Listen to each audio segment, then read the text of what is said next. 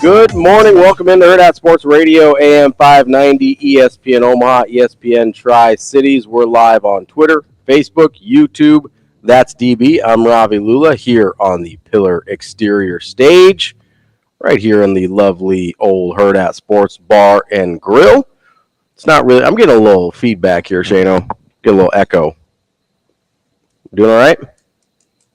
Who? Oh, yeah, I can hear it now. Is that me? We good? I don't know. I don't know. DB, how you doing this morning? Well, things are good. We're getting there? Yeah. For some reason, I don't have the link, which is fine by me. Like, I hope to never be in StreamYard. I just DM'd it to you, so hopefully, that helps out at some point. But that's okay. We'll see what happens. Yeah, I mean, you guys can just carry on. Just carry on? Carry on our wayward son? Best thing he ever did was going bald. Who's saying that, Shano? Kansas. Thank you. Is that true? Yes, I believe so. That's who I thought it was. Stop. The live version's great from the Leftover CD. Pardon? That's a deep cut, Shane. Leftover from what? Leftover CD, the live cut. What is he great. saying? Leftover shirt? Left overture? Yeah. Like an overture? Yeah, Leftover. Oh, I thought you were saying leftover. The CD's called Leftover, and it's a live album, and it's great. Like a direction left? Yeah, I mean, if you YouTube it sometime, it's pretty good. Shut up. Like Beyonce to the left. Zip it. Like left. You got to do the fingers sometimes. Like, is that an L? Here we go. No? Whatever, man.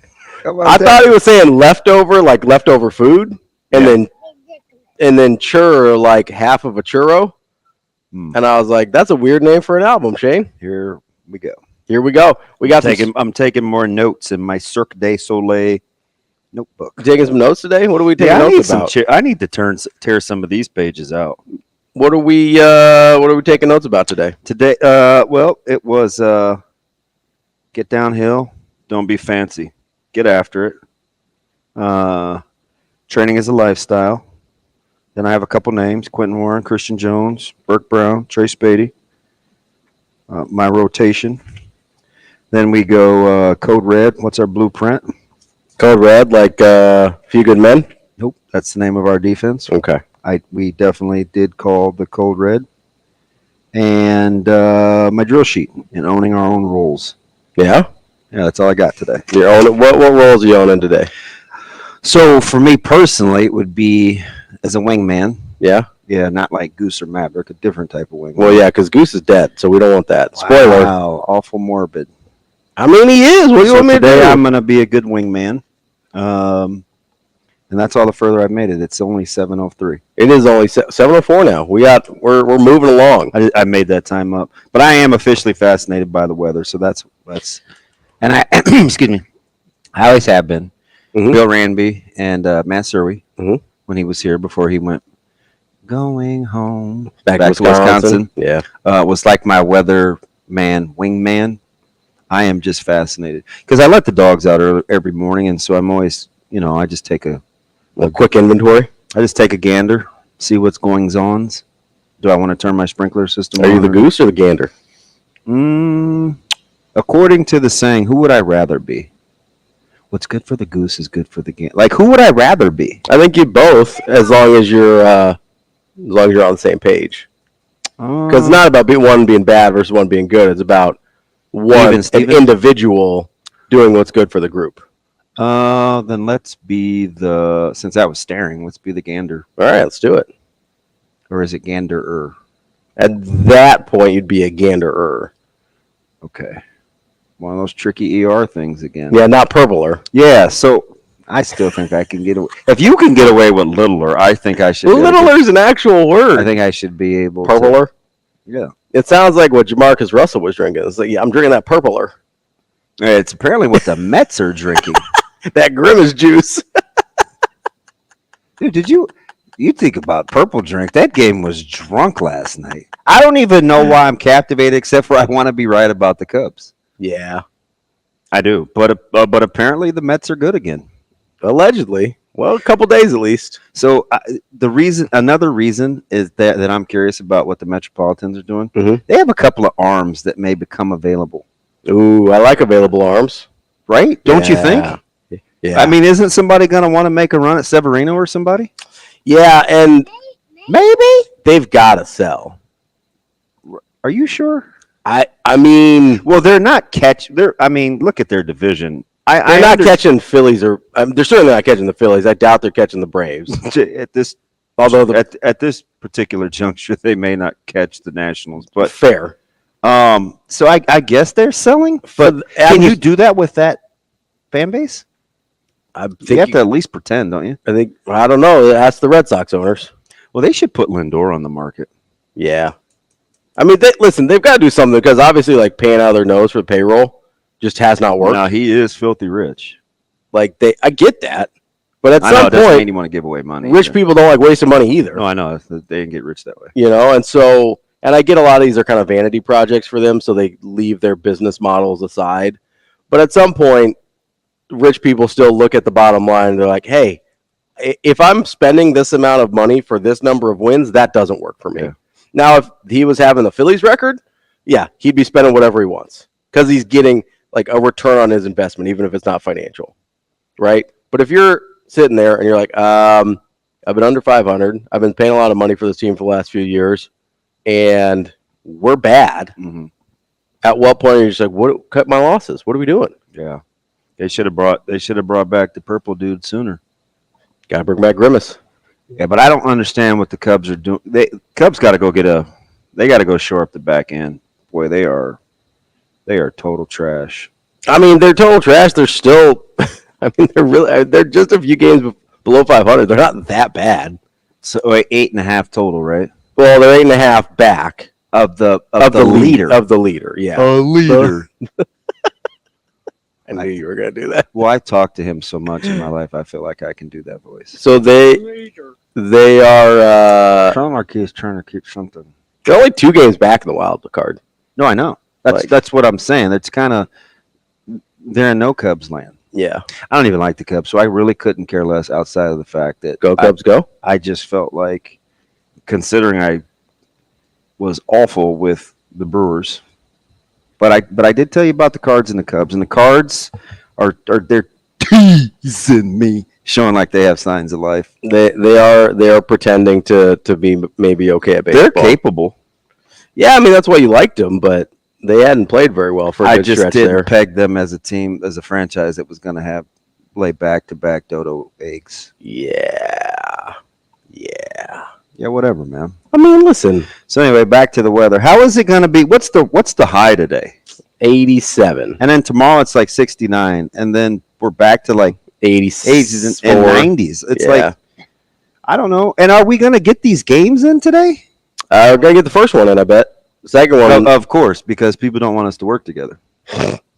Second one might be a little trouble. Don't laugh that off. Don't be sending me any. I'm just telling you, full warning. Don't send me any texts. I don't do that. I don't do that. I'm not that guy. That pisses me off. I hate that.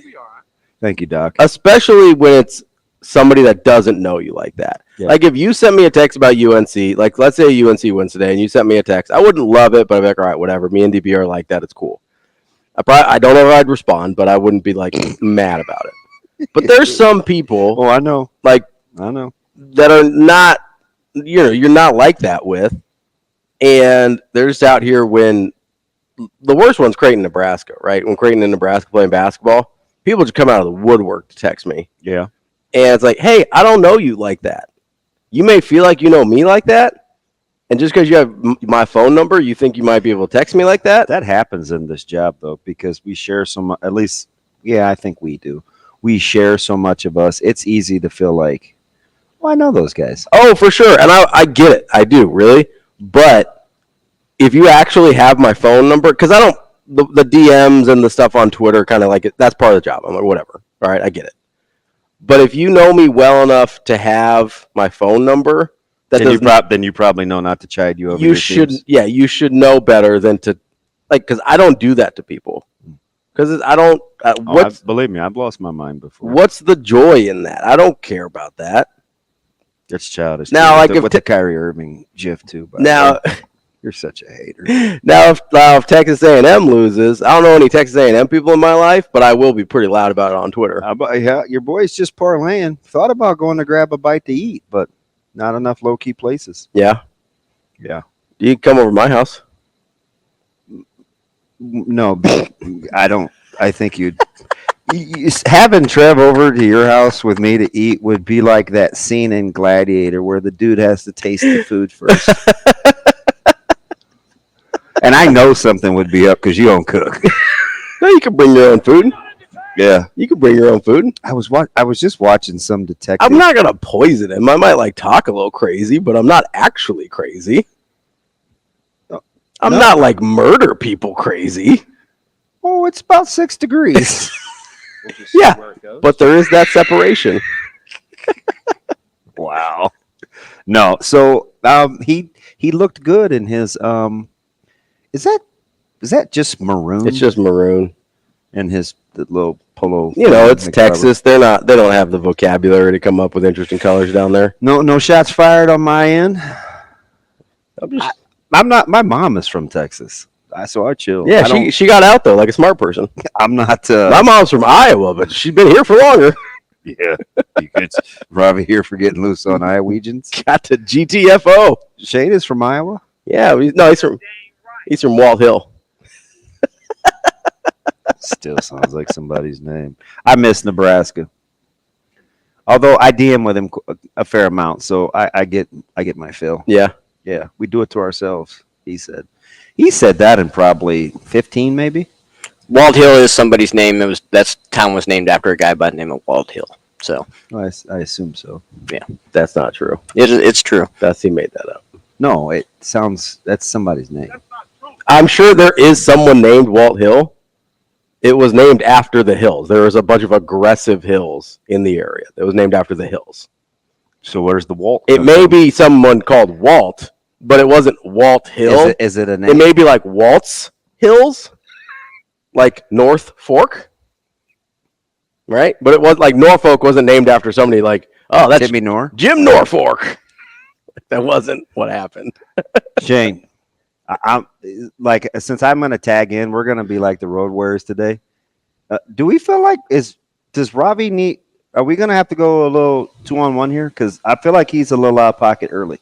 Yes, indeed. Okay, I just want to make sure. I'm ready to fight. That's both of us. You've taken a few little ready to fight. Let's go. Subtle shots at. Gotta keep your hands up.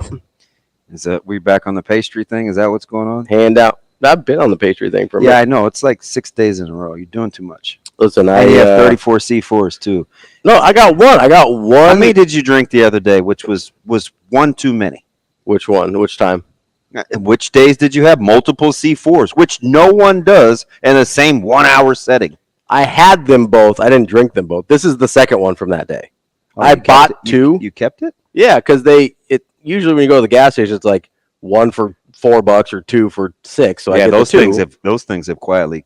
Yeah, they've gotten high. So I just get the two, and then I drink one, and then I save the other one for whenever I need it next. Who goes out of business first with the bad publicity, Prime or Celsius? Celsius has got a bigger brand. Yeah, I would guess they're getting hammered here the last. I would guess Prime. Yeah, yeah, because Prime sort of feels like a weird. Because that's the Jake Paul or his one of the Pauls. Yeah, one of the Paul Logan. I don't know. That sort of it feels like it's got less staying power overall. That's just me. I don't know. According to Wikipedia, Walt Hill was named for Walter Walt Hill, son of railroad executive James Hill. I knew he was going to. I knew it. That's one thing I knew for sure he was right. I don't buy it. Of course. I mean, we know Wikipedia is always right, but I mean, yeah, Wikipedia's never missed. Oh well, which is more likely to happen? Wikipedia being wrong, or once Robbie's dead wrong, he won't admit that he's wrong. Which, like, both those things have a high probability. You know what I mean? Robbie's never been wrong a day in his life. Yes, indeed. I've been wrong lots of days, just never to Shane. Unless it's music related. Old Joe Mazzulla's thumbing his nose up at you. I didn't say Joe Mazzulla couldn't win a title. I said I don't know how good of a coach he is. Apparently, he's pretty good. Yeah, I think right place, right person, right place, right time. But that's part of it. It is. I agree. I'm saying I don't know what his If you want to be like, hey, he's great with the people in that locker room, and that's his biggest skill set, awesome.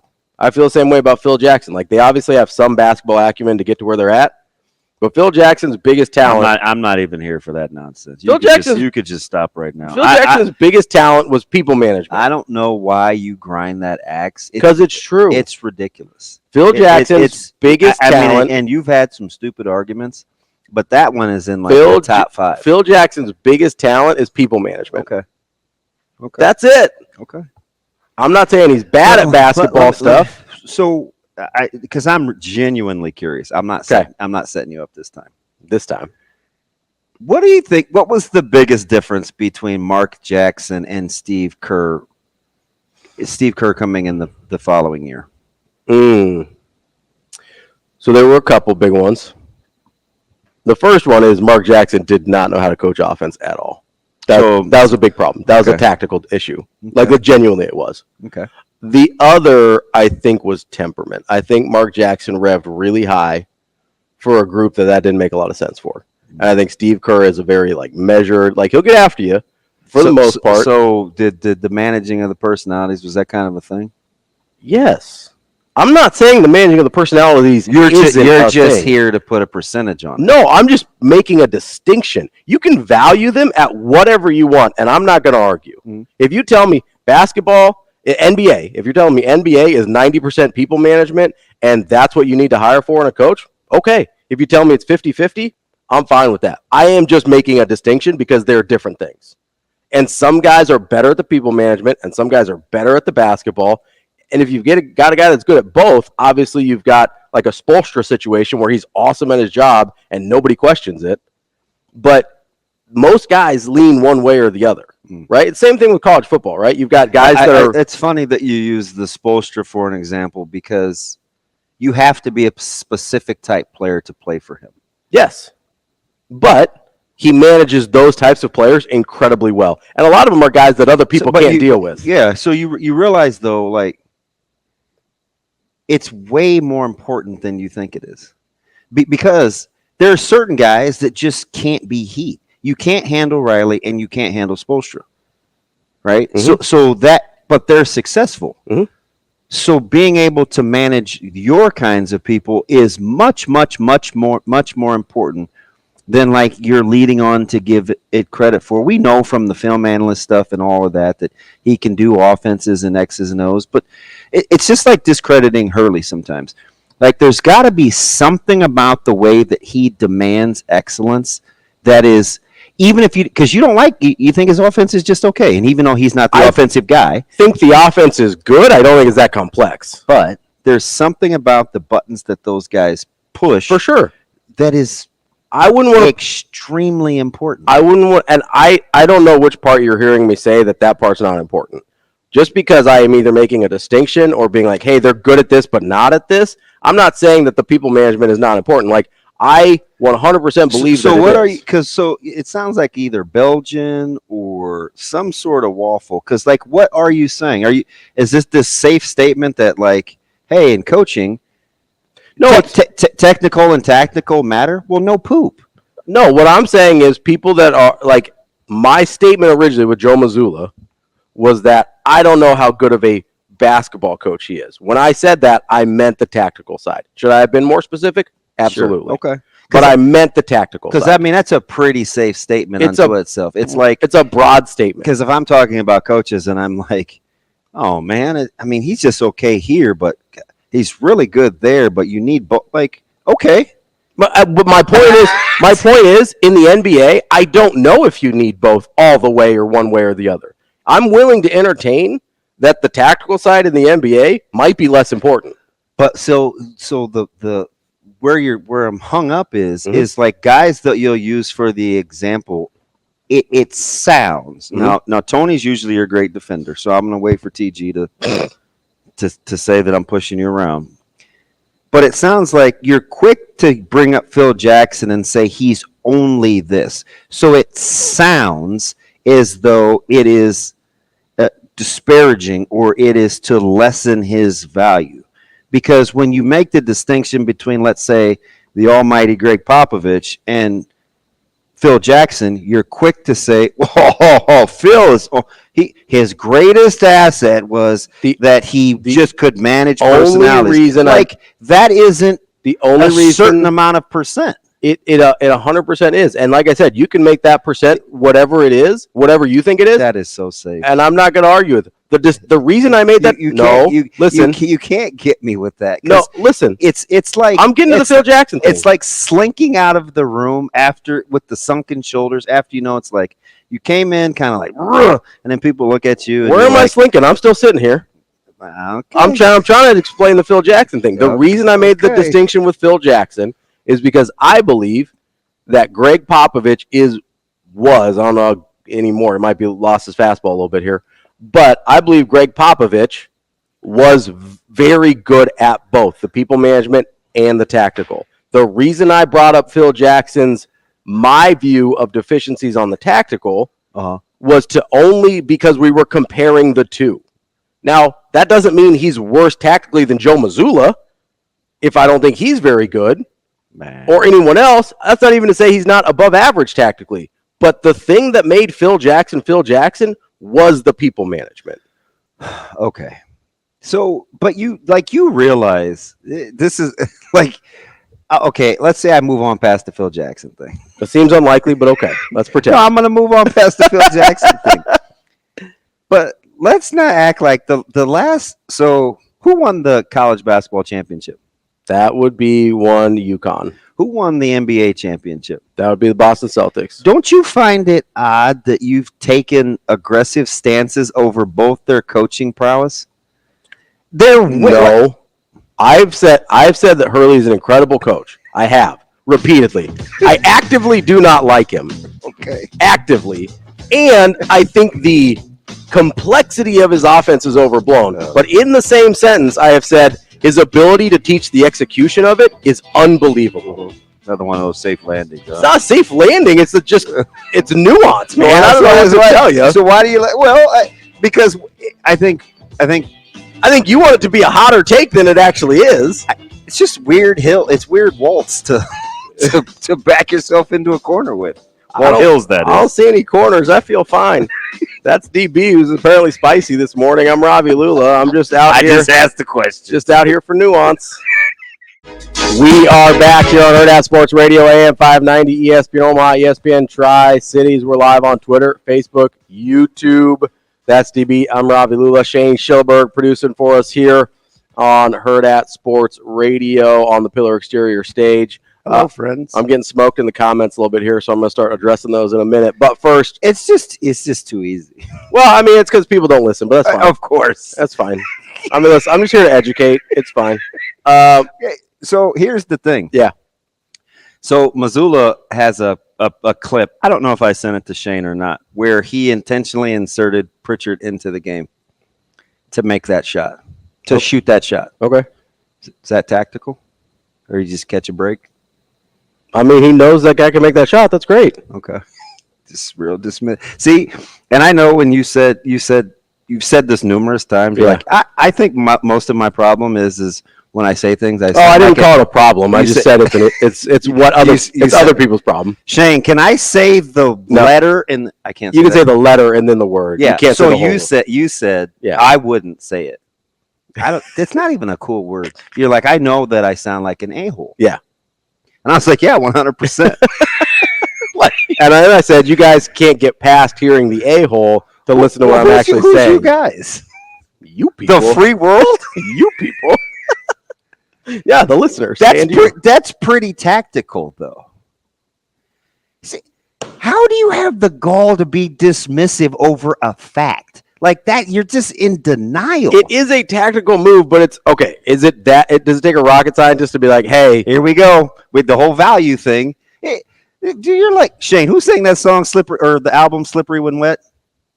I know the fake Bon Jovi radio host that had that post doesn't like when I ask about music, but John Bon Jovi. Thank you.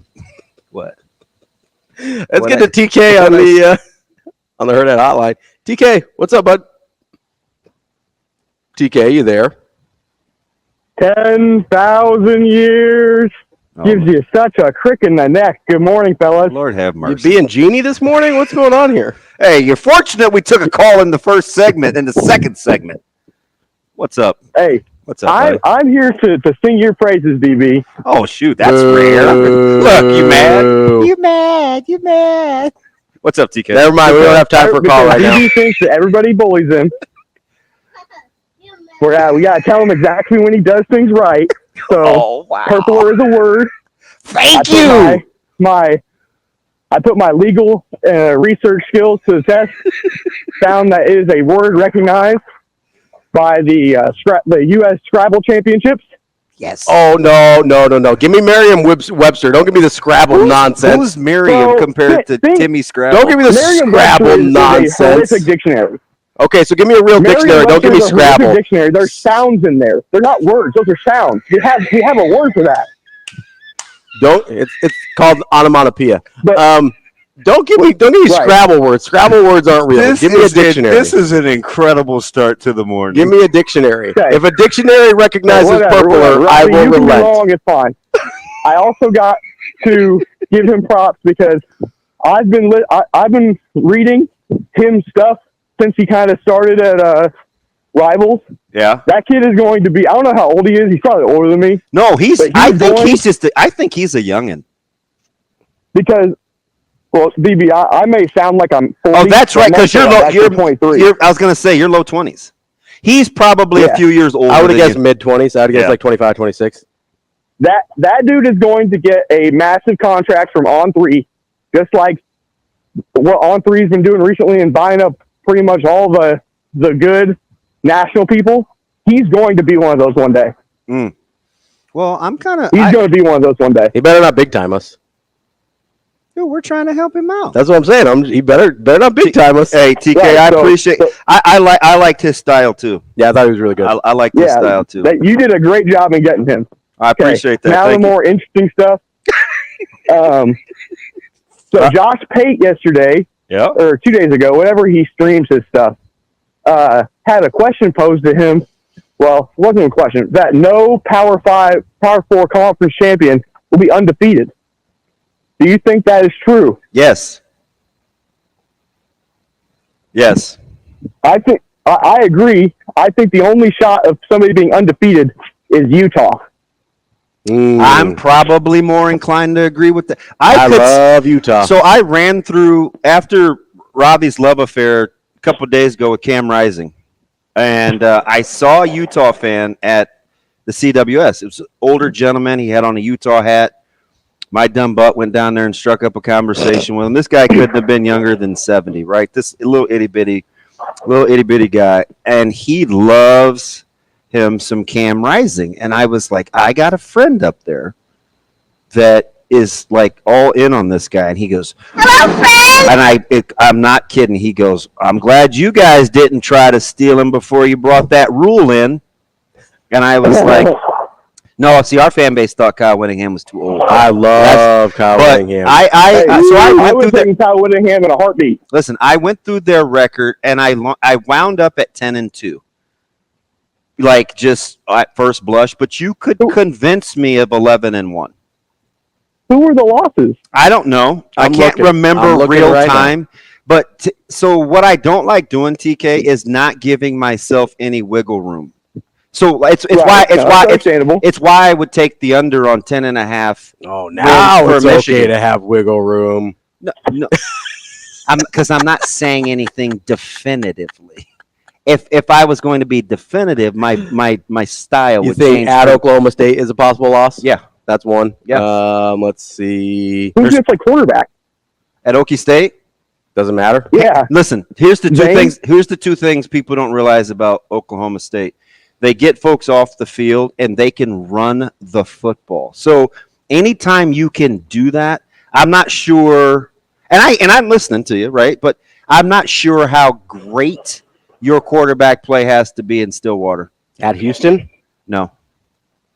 That wasn't it. Right. With the Oklahoma State thing, I completely respect Oklahoma Bofolini. Yeah. But I like the Houston thing. Their offensive line is going to be good enough to go against Utah's run defense. Yep, I'm kind of with you on the Houston thing. to some degree. I've got Ravi tilting his head. He's trying to find another. I've only got one. So you got him at 11-1. Yeah, and I think there's maybe a couple coin flips in there, and I would put Oklahoma State in the coin flip category. I didn't give them every coin flip. So safely, I said, let's say they're 10-2. So Southern Utah, W. Yep. I'm giving them Baylor. Yep. I'm giving them at Utah State. Oklahoma State's coin flip. I'm calling. Yep. How do you feel about Arizona this year? I don't like them. It's at home, so that's a win. I don't like them. I don't like Arizona. Got gutted. Yeah, at Arizona State's a W. Okay. I don't think they were very good last year. They might surprise us, but I can't look at TCU. They're just not going to be as good as Utah. TCU had me interested. I called that a coin flip. At home. Okay, so we got two coin flips. At Houston. Nope. Okay. BYU at home. Nope. At Colorado. They're gonna. No. Stylistically, they'll kill Colorado. Yeah, Colorado. And Colorado will be hurt by that. That's what I. Because they only have 18 guys on the roster. Give me one more. Iowa State at home. It's at Utah. Okay, that wasn't it. At UCF. To be honest with you, that might be the scariest game. Well, if it was at Iowa State, I'd feel worse about it. If I was Utah, Iowa State's going to. They're not going to overlook Oklahoma State. They'll overlook Iowa, maybe Iowa State, maybe. Iowa State's good. I think Iowa State's going to be pretty good. I'm a big Matt Campbell guy. You don't have to sell me on Iowa State. I'll give you 10-1 or 11-1. At UCF is the last one. Maybe. Call it a coin flip. Yeah, well coached down there. So call them 3 coin flips. So I could see 11-1, 10-2, somewhere in there. I could also see 12-0. There's no game on here that I'm like, that's a loss. Yeah, they're the only one that I think it is possible for them to go undefeated. Everybody else's schedules are too hard. I'm kind of. I had an offshoot of one. Tim, go look at Mississippi's Ole Miss's schedule, and I get it. It's the SEC, and they're bound to flub up. But I could see. Not bad. It's not bad. I could see Ole Miss at 10-2. Oh, no, for sure. I already have futures in for them in Missouri for their overs. Because they're at I think they're at like 9.5. Are you surprised that people still kind of hating on Drink? Like quietly, they have done a really good job. I think it's just like the Missouri. Like if his name's attached to like one of the traditional SEC programs, then nobody would care. Yeah, if he's attached to a program we respect, we'd look at it a lot differently. TK, appreciate good call, buddy. Appreciate the call, TK. We will see you guys. We'll see you in the comment section. We appreciate you. Coming up next, I may finally set up the show. We'll see what happens. That's DB. It's a crapshoot. I'm Ravi Lulla. We're here on Hurrdat Sports Radio, AM 590 ESPN Omaha, ESPN Tri-Cities. That's inconsequential stuff. Doesn't matter, according to my co-host Ravi Lulla. As we welcome you back to Hurrdat Sports Radio, we are looking live from the Pillar Exterior Studio. I love being here, even though I'm having a Gizmo Gremlin moment. Okay. Too many bright lights. Where is Cam, Sasha, somebody to control the lighting? I feel like, I don't know if people know, but I'm already I'm like magically melanated. I don't need the baking lamp. We're doing too much. Well, never mind. What? Go ahead and say it so we can both get kicked off together. Both of us are a little darker complexion. You got more wiggle room, though. Sometimes you need a little more lighting so people can actually see us. If it's too dark in here, really, they only see us when we laugh. Really? Really? That's what we're on. 888-638-4876. Also, that's not what I said about Joe Mazzulla. Anyway, coming up on the show today. Was that important, do you think? Like it's an own question. I mean, him injecting some confidence in Derek White. Let's ask the homeless guy who we bought a house for whether he likes us or not. Okay. Wow. You heard him. He's like, I was terrible last year. And he's like, you're starting, bud. And I was like, yeah, I'd be loyal too. All right. Sure. Eric Luallen from Florida State. He does the baseball broadcast. He will be joining us at 8:45. Mike Schaefer at 9 o'clock from Husker 24/7. We'll wrap up the show with Tony Mejia from Sporting News to put a bow on the NBA season. Very anticlimactic finals. I said it for a long, long time to you, and you fought it. Mm-hmm. So really, really, really good basketball team. Boston is very good. I don't care about the path. Boston is very good. Sometimes you got to catch some breaks. Hey, I don't no hating on that. Yeah. I will say sometimes you got to be Burke without a called third strike. I want. What? Maybe like not getting the check swing call or doing some stuff like that. Fudge. I watched Shea get his brain squeezed out the other day on the bump against them, and I was losing my mind. Yeah. Those were strikes. Jamie Arnold had pretty tight strike zone. And you can't give Tennessee multiple looks at it. At some point, they're gonna get you. Yeah. You want to get back to what? Well, I just want to. You got your. Are you getting like what's going on? Do I need to get in the comments? No, you're fine. So Amazing Daniel. I'm looking at myself. That's why I don't being a contrarian like he does. It's fine. Wow, passive aggressive at my man, Amazing D. Well, and he's like you, where he doesn't listen so good. Sometimes he hears 2 and 5 seconds. Hey, there's the first time that anybody's ever compared me and Amazing Daniel, except for the fact we're both Steelers fans. Yeah, see, I compare you guys all the time. I thought of him the other day too when I was watching. I was on 80, and it was actually a brother, big muscle head, screaming down the interstate on his bike, and he like wove in between traffic. You know how sometimes motorcycles do, and I'm like. It's just weird how sometimes I think folks on motorcycles want special privileges. Like it's always weird to get the proper distance behind a motorcycle, and when it's hard to gauge before they get kind of mad or check the rearview mirror and stuff. I'm like, you guys want different. You want us to treat you different when you're on the road, but you drive different. Yeah. But anyway, it's a fair point. My man, Amazing Danny, wouldn't do that. No, I don't think he would. He says Ravi's acting like he didn't discount Phil Jackson nearly as much as he did. You have to listen to the conversation. No. See, here's the listen. No. Here's the thing. Listen, Linda. We're gonna nip this one. Listen, Linda. We're gonna nip this one in the bud. Don't be doing nothing to my bud. I don't smoke it. Might as well nip it. Such a kind person. Okay. See? That's a good bud joke. You almost threw me off. You can't not own your presentation. Like it's part of your shtick. It's who you are. It's what we do. It's what personalities that talk for a living have. So you're not afforded the luxury. You can do it, but you'd be dead wrong because you absolve yourself of any responsibility. You cannot say, well, it doesn't matter how I said it. Well, it absolutely does. But you want to be dismissive of that. If I say, be quiet. If I say, be quiet. Yeah. I said the same thing, but it matters. So you can't say, oh, they didn't listen. No. Own your delivery and be open to how it was interpreted. And then they say you misinterpreted? Sure. It's okay. So I'm saying he misinterpreted. Okay. Because I'll own the delivery. That's fine. I sometimes always sound super condescending, and it's okay. Not. And it's this with the Phil Jackson thing. It wasn't even so much the delivery as much as you use it as a non-quantifier. So when you want to refute the point, Phil Jackson is who you use. So the natural assumption is, and you can say, "Oh, you shouldn't assume." The natural assumption is you're giving me the counter argument when you use a guy like Phil Jackson. That's what you're missing. Regardless of what your intent is, when you use that as if you give me something and I use another guy, I'm clearly trying to give you the antithesis, right? So, see, it's okay to just say, yeah, you're right. It's okay. Practice it. So that's why it sounds as though you're discounting. I think antithesis is too simple. That's why I brought up nuance in the last segment, even jokingly, right? Because I'm not using the fact that Phil Jackson may not have the technical acumen of someone else. I'm using it as to say he doesn't have any technical acumen. When I say, because antithesis to me is like, hey, this guy is a basketball savant. He can't deal with people at all, but he's incredible tactically. Why does it have to be such an extreme? Because that's what antithesis means. It means opposite. Opposites are extreme. But wait a minute, though. I'm talking, gosh, you're good at this, but not really. You gave me the definition of the word. Cool. But it's not in the same context as you're using the conversation.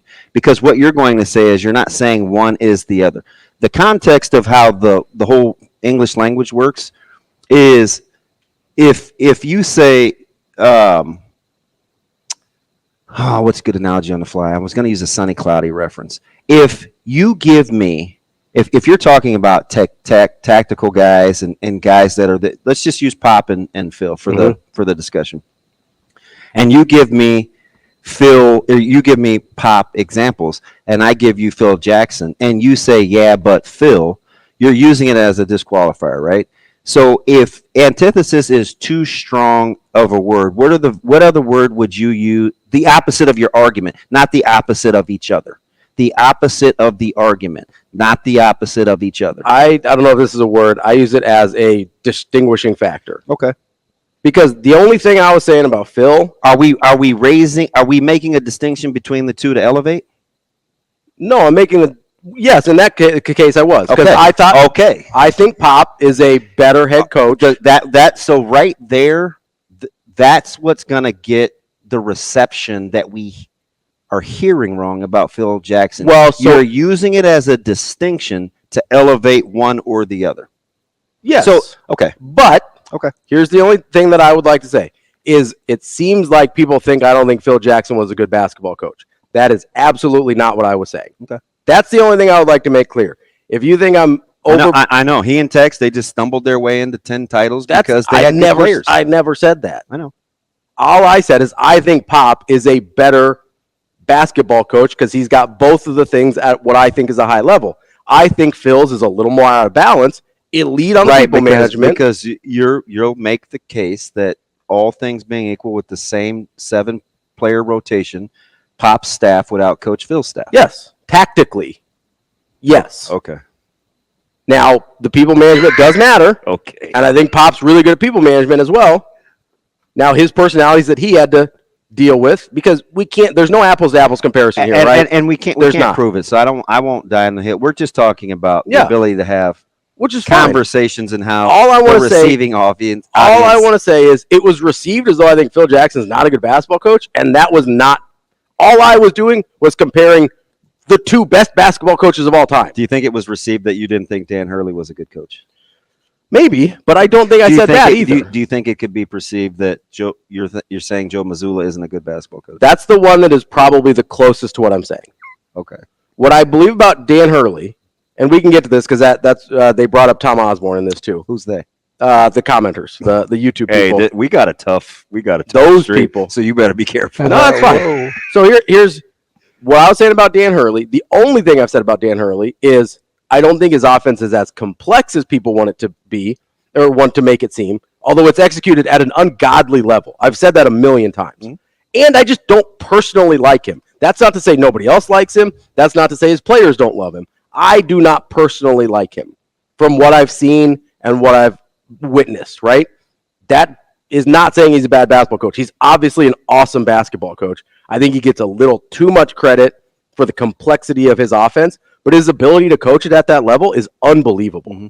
That's what I was saying about Dan Hurley. They brought up in the YouTube comments, it's like, oh, was Tom Osborne not a good coach because he ran a basic offense? First of all, I don't think the option's a basic offense. I don't. I think it's way more complicated than people give it credit for. Secondly, if you want to use that example and say it's a basic offense, that's fine. Maybe Tom Osborne is a good example there because he had it executed at a super high level the same way Dan Hurley does, right? Maybe Tom Osborne wasn't for everybody as a personality, but obviously he was for some at least, right? Maybe Dan Hurley is a great example for Tom Osborne. I'm okay with that. I can live with that. Maybe some people love Tom, maybe some people didn't. That's okay. Doesn't have to be for me if he was for the people in the room, at least enough of them. I can live with that. You guys are lucky we got an open segment here. We'll we'll get back thanks into for it. sparing us. Wow, I didn't do it. Shane did it. He put the schedule together. So we got an open segment here. We'll continue more. I thought about it for a while. We'll do with more Hurrdat Sports Radio. Kicking off hour number 2 here on Hurrdat Sports Radio, AM 590, ESPN Omaha, ESPN Tri-Cities. We're live on Twitter, Facebook, YouTube. That's DB. I'm Ravi Lulla here on the Pillar Exterior stage.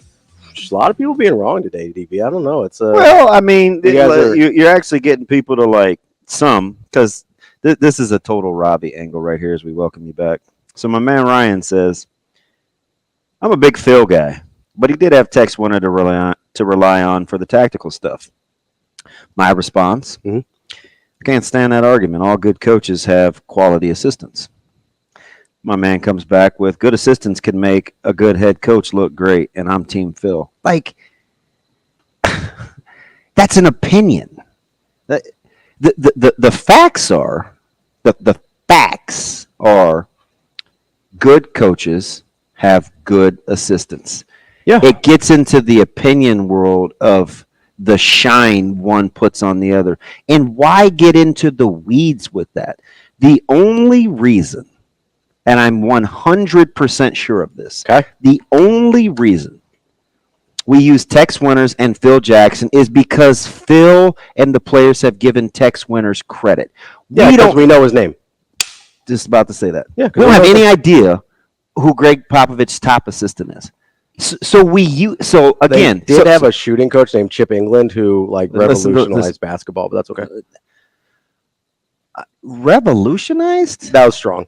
Okay, it's not like he revolutionized the way that franchise drafted because he was able to turn like a Kawhi Leonard into a functional jump shooter, not more than functional jump shooter. The way they drafted. Sorry, that was aggressive. So the problem with that answer is it is so Ravinian, which is going to be a thing. I wouldn't even make that argument though. But wait a minute though. So it's not the specific example. It's the but I'm going to give myself a safe landing spot because I'm not going to say anything of substance. Okay, so why say it in the first place? If you're going to land on, well, sometimes good assistants make it. So what was the original point? The original point I was making is that I think Greg Popovich is a slightly better coach all time than Phil Jackson. So that's all. So I want to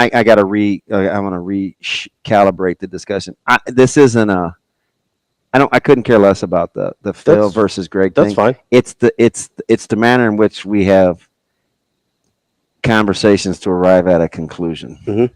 That's what this whole thing. So I use that as an example because it's easy pickings, at least for me. And Daniel, okay. So he says, "See, that was classic Ravi. He revolutionized basketball. I mean, he changed the way the one franchise drafted." We're doing live radio, man. Sometimes the right words don't come out the first time. Hey, listen, welcome to my world. I'm just saying, listen, 20 years. I reframed it. People get it. This happens. You looked at me weird. I reframed it immediately. We were on the same page after that. It was fine. It's live bleeping radio, bud. It's not going to be I'm not going to phrase it perfectly every time. Hey. That's just what it is. Are you ready for the Seminoles to take the bump today? I'm just glad I get to watch them play again. It's a fun job. I love it. I'm just saying, there needs to be some context here. It's not like I wrote this in an article. Oh, Ravi Lulla here for context all of a sudden. I'm the one providing context this whole time. Of course. You're the one. Yep. Ravi Lulla here for nuance. Do we not remember? That's how we're going to sign off the show from now on. Okay, love you. Thanks. Have a good day. Have a good day. Love you. Bye.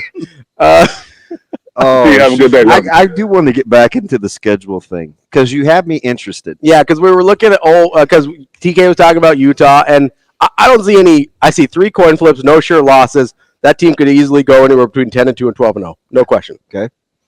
Especially if Cam Rising stays healthy. Then we went through Ole Miss. Ole Miss, I think, was that on or off here? Off. Okay. I think we landed about 10-2. And he said 1 loss, 2 coin flips. All they have to do is split the coin flips. And you're riding the 11-1 Iowa Hawkeye train. So I said 10-2 just to give myself one, but there's only one game on there. It's Ohio State that I'm like, okay, that's a loss. That's the only one on the schedule where I'm like, that's a loss.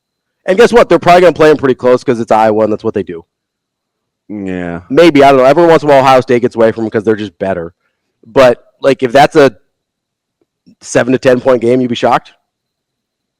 Yeah, no, I wouldn't be. Yeah, that's what. Not at first blush. That's I'm looking at this Iowa schedule. I'm gonna go through it real quick because I don't see 3 losses on this schedule, and they're over under 7.5. So okay.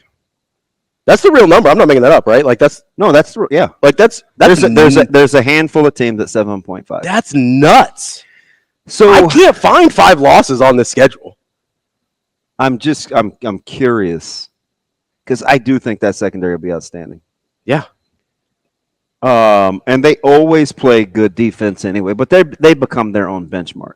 Yeah. Why do you think the number is so low though? I think it's the. I don't think it's not even it's under the number of games they normally win. Yeah, I think it's a narrative thing because of how bad the narrative got around the offense last year. I think it's just people like, to me, that's a Vegas number where they're like, hey, we have to put it here to get anyone to take. I just don't think they roll like that. You think they feel compelled? No, but they're trying to get even action on each side of the number. That's a misnumber too. You'd rather have everybody lose. Well, yes. I still don't know why people say that.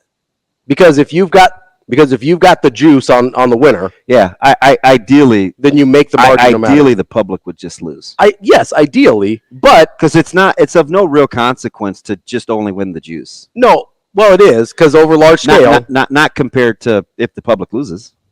No, but you can't count on 90% of people losing all the time.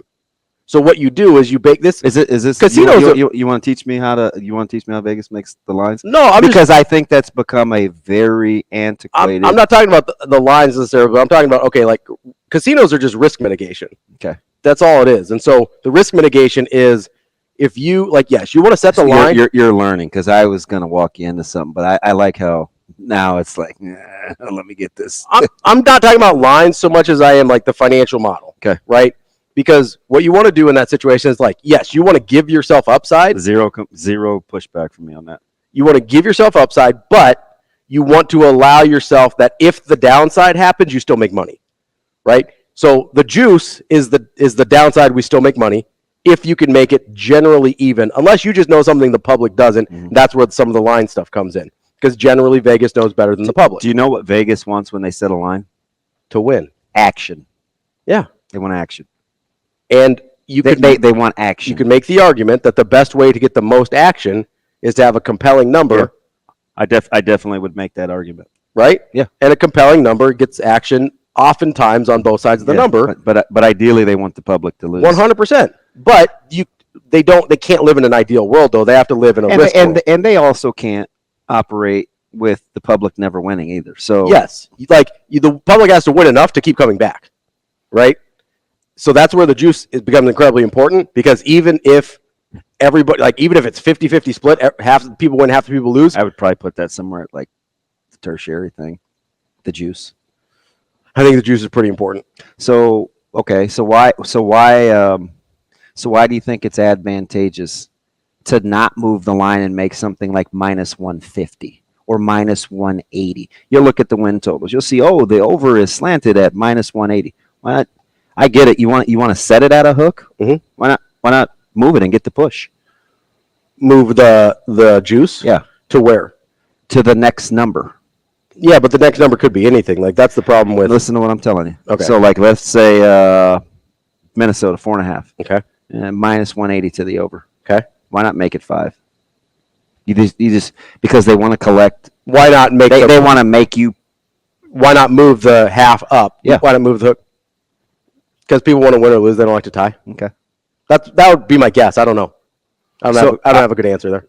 So you think people rather pay the 180? I think people would rather pay the 180 to win than to get 110 or 150 and push. Do you think people rather pay the 180 rather than push at 5? Yes. I think they would rather win at minus 180.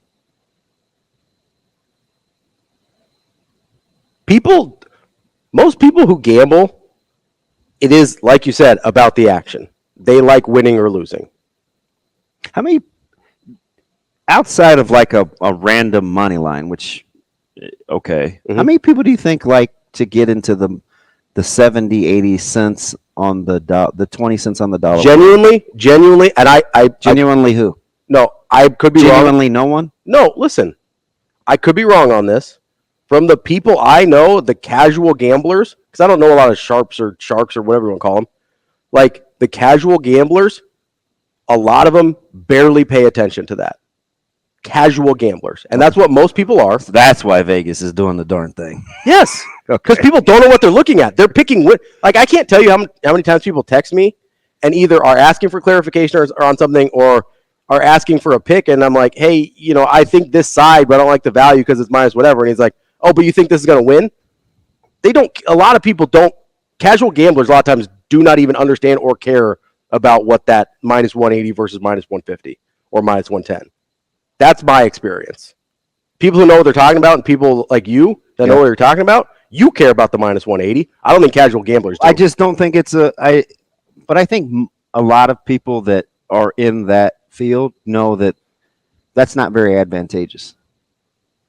The people in the casinos or people betting? People betting. I think people that you hang with. I think 50 cents on the dollar is. You don't think most people understand return on investment? I don't think casual gamblers look at gambling that way. Okay. I think that to me, most people that I know that gamble, I would consider casual gamblers just want to win or lose. Okay. That's my understanding of it. My man RP is not happy. What's RP mad about now? I don't think he's mad. He said, "Isn't the entire argument opinion-based? How do you quantify one head coach as another without getting into the weeds and assistant coach?" Oh, okay, fine. This is more Robinian stuff. I'm okay with that. But just say that. Don't use an opinion and pawn it off as fact. That's the thing. Don't use an opinion and pawn it off as fact. That's the whole kit and caboodle of doesn't matter if it's Hurley or Missoula or Coach Rule. Like, don't let how we feel about somebody skew any like real data. If it's just an opinion, say, hey, just my opinion. But the thing about it is when we mount these arguments, we'll take like this abstract idea, and that's the business you'll stand on.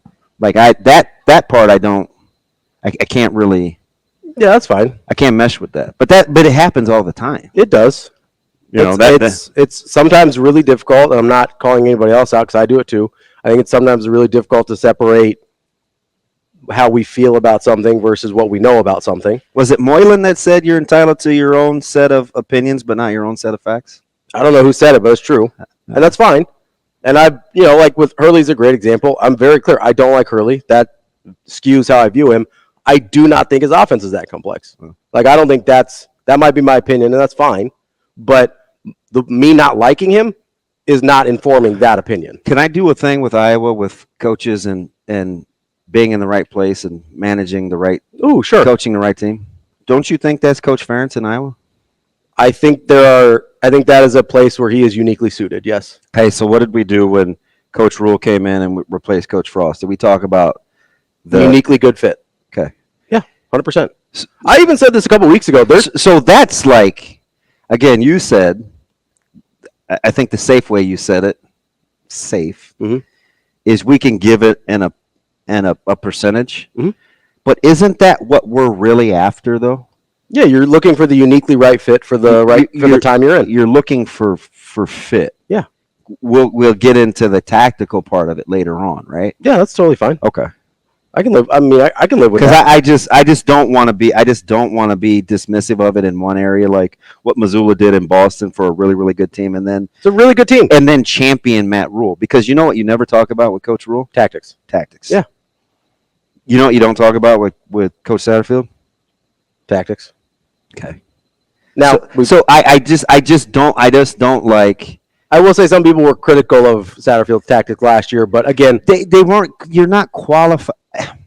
This is going to sound weird. We're not qualified enough to talk about how they're trying to approach a passing game when we didn't have a quarterback.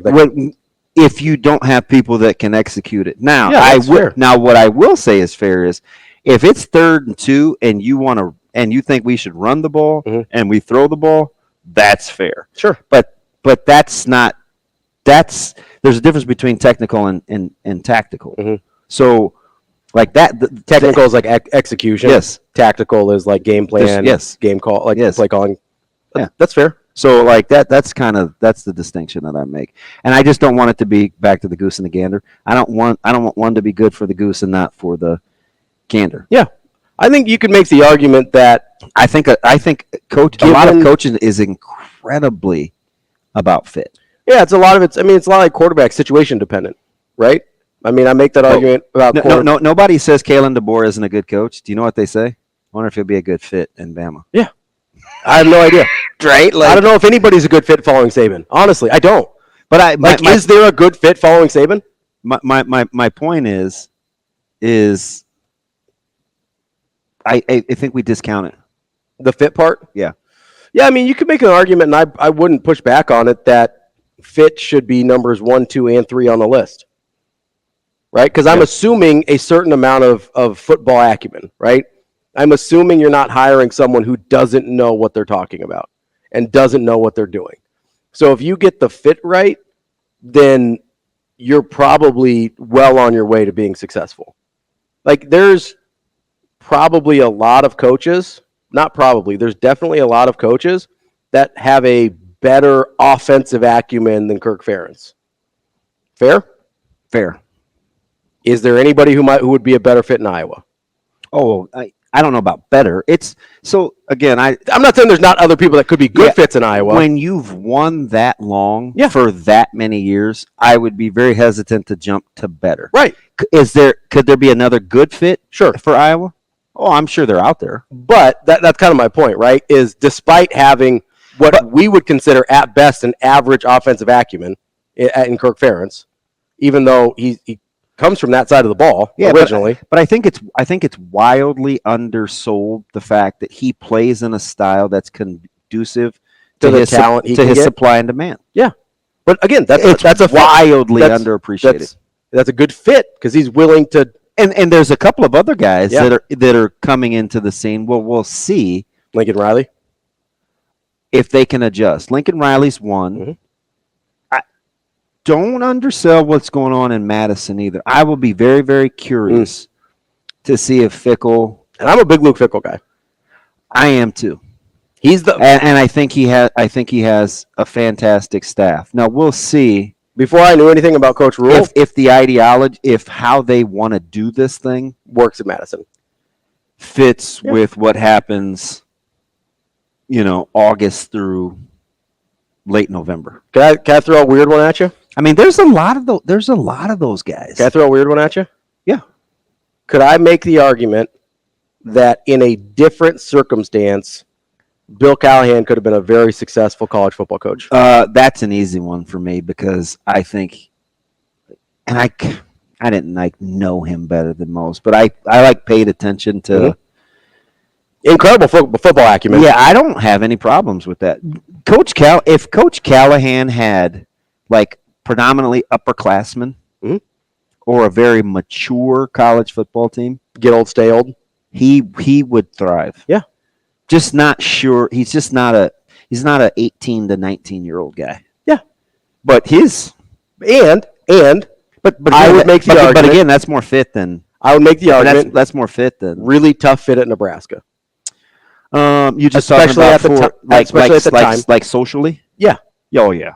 Socially, the way he came off, 100%. The way he dealt with the media, 100%. Especially for that time in Nebraska football. Coming off of what we were coming off of. Do you remember the article? I think Chattel had an article. I gotta text him to make sure my facts are right. I'm pretty sure he came out with an article about how the degree of difficulty it was to get into Memorial Stadium during Bill Callahan's tenure. Oh yeah, where he was kind of waiting in the lobby. Yeah. Am I misremembering? No, I remember. I don't know if I don't remember a specific article, but I remember stories. I'm pretty sure, right? And that was 07, 08. I remember stories about how it was like a fortress. It was locked down. So, however many years later, what's 24 minus 7? 17? Okay. So 17 years later, we're doing Father's Day stories. Right? And I told you, when's the last time that would have made any sense? Yeah. But do you know why it makes sense?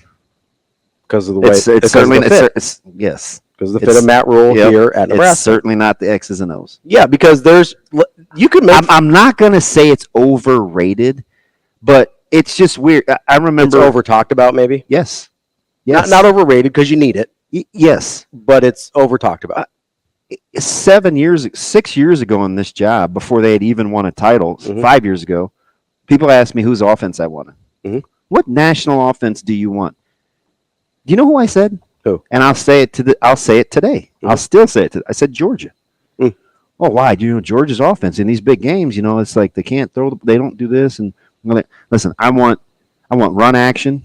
I want I want to run the football. It's a pretty classic pro style offense. And I want to take my shots down the field. Right? It's a pretty classic pro style That was the offense that I wanted then. Yeah. And I've always maintained that. Yeah. So schematically, I'm not like, oh my gosh, did you see that concept where they ran the little choice route with the little China and then the dig behind it and this, that? I don't, because how many people can you really have those conversations with? Not a lot. So I'm just trying to meet people where they're at. Mm-hmm. Right. And the same way, like if I sat at, and this has happened to me before, like let's say I go talk to Chins or Tony White or somebody. Mm-hmm. Like, there's going to be some things until I get the verbiage, I'm going to be like, dang, I don't know. Mm-hmm. Until you get on the same page language-wise. Yeah. Yeah. It's why I think, like, unlocking Gifford to see him operate at maximum capacity isn't tactical. Yeah. I think there's some of it that's, how would I describe that? I think it's a lot of it's mental. Right? You want to have him so comfortable in the system that he plays as fast as he is. That's what you want out of any player. Right? That's why we liked. But he's the guy that we've... And I don't want to butcher his name. I just call him Mad Mike because he's like the scientist. C.H. Cholowinski. Cholowinski, yeah. Right? That's why... Mitch. Yeah, Mitch Cholowinski. I like just unlocking guys because I think like that's the whole key to... Mm-hmm. One of the greatest interviews we ever had was Barrett. Was it Barrett? I want to say Robbins. Who was the good lineman from Bama? Oh, Barrett Sally? No, he's the talking head. Okay. Shane, who's the center? Barrett Jones. Barrett Jones. So that's our guy. You know, he said the greatest asset Saban had? What's that? Deprogramming guys. You think Saban would look at that as a slight? No. I think when I hear stuff like that, and then I kind of just experience wise, like nobody's ever going to tell you like Coach Lamanji is like the greatest X's and O's guy. He'll tell you he's not. Mm-hmm. Larry Martin's never going to tell you they're like the greatest X's and O's guy. But we just undersell the ability to motivate and fit with guys in the program. That's why when you say give it percentage, you give it whatever percentage you want. I think it's really, really high. That's fine. And I think we're Jaylen Brown and Jason, you can't have Jason Tatum say day before yesterday, oh, it'd be nice to win game 5, but if we don't, hey, we got another crack at it. You have to be a certain kind of coach to have your star players say that. Yeah, you got to be a certain kind of coach that's not going to want to smack him in the head. That's DB. I think that'd be frowned upon. Maybe. That's DB. I'm Ravi Lulla. We'll be back with more Hurrdat Sports Radio. We're halfway through the show here on Hurrdat Sports Radio, AM 590, ESPN Omaha, ESPN Tri-Cities. We're live on Twitter, Facebook, YouTube. That's 1DB. I'm Ravi Lulla here on the Pillar Exterior stage, live from the Hurrdat Sports Bar and Grill. We're going to get to something we actually planned today, and that's quarterbacks. ESPN, about a week ago, I don't know, how long has it been on my rundown, DB? A minute. Probably 2 weeks. No, at 10, yeah. Like a week, 10 days. Yeah. It has been 2 weeks on the dot. ESPN put out ranking. Was it 2 picks or matches that were dropped on the floor? Definitely matches.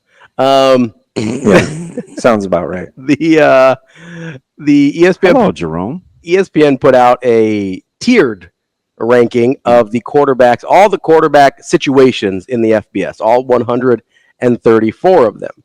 Nebraska, so there were actually 19 tiers that they put in, and that includes everybody from, top of the pile, Georgia, Alabama, to the lowest of the lows in FBS football. Everybody in FBS football. And Nebraska was in tier 4.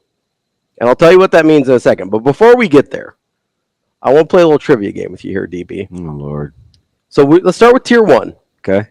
If you had to guess, there are 4 programs in tier 1. And this is the whole quarterback situation, the whole room. What programs do you think are listed in tier 1 of the college football quarterback rankings? I need the criteria. Is this putting quarterbacks in the league? No, this is in terms of the best quarterback situation. So think returning production, depth. Okay. This is not necessarily pro prospects. Okay. Let's go Georgia. Georgia is in there with Carson Beck, Jaden Rashada, and Gunnar Stockton. Alabama. Alabama is there with Jalen Milroe and Ty Simpson. USC. USC is not there. Wow. You'll lose a lot. You don't have a ton of returning production there. Oh, so production. So production is a thing. Yes, but not like pro prospects. So college production is there, is factor. Okay, Oklahoma. Oklahoma's not there. They lost Dylan Gabriel. That was a big one for them. I don't want to keep making guesses because I'm losing the game. So I have 2 out of the first 4. You have 2 of the first 4. 2 right, 2 wrong. How many you going to give me? How many more guesses? I'll give you 4 guesses to get the next 2. You got 2 in the first 4. I'll give you 2 for the second 4 to make 2. So let's go. There's a big one you're missing here. There's one I could make an argument against, but there's a big one you're missing.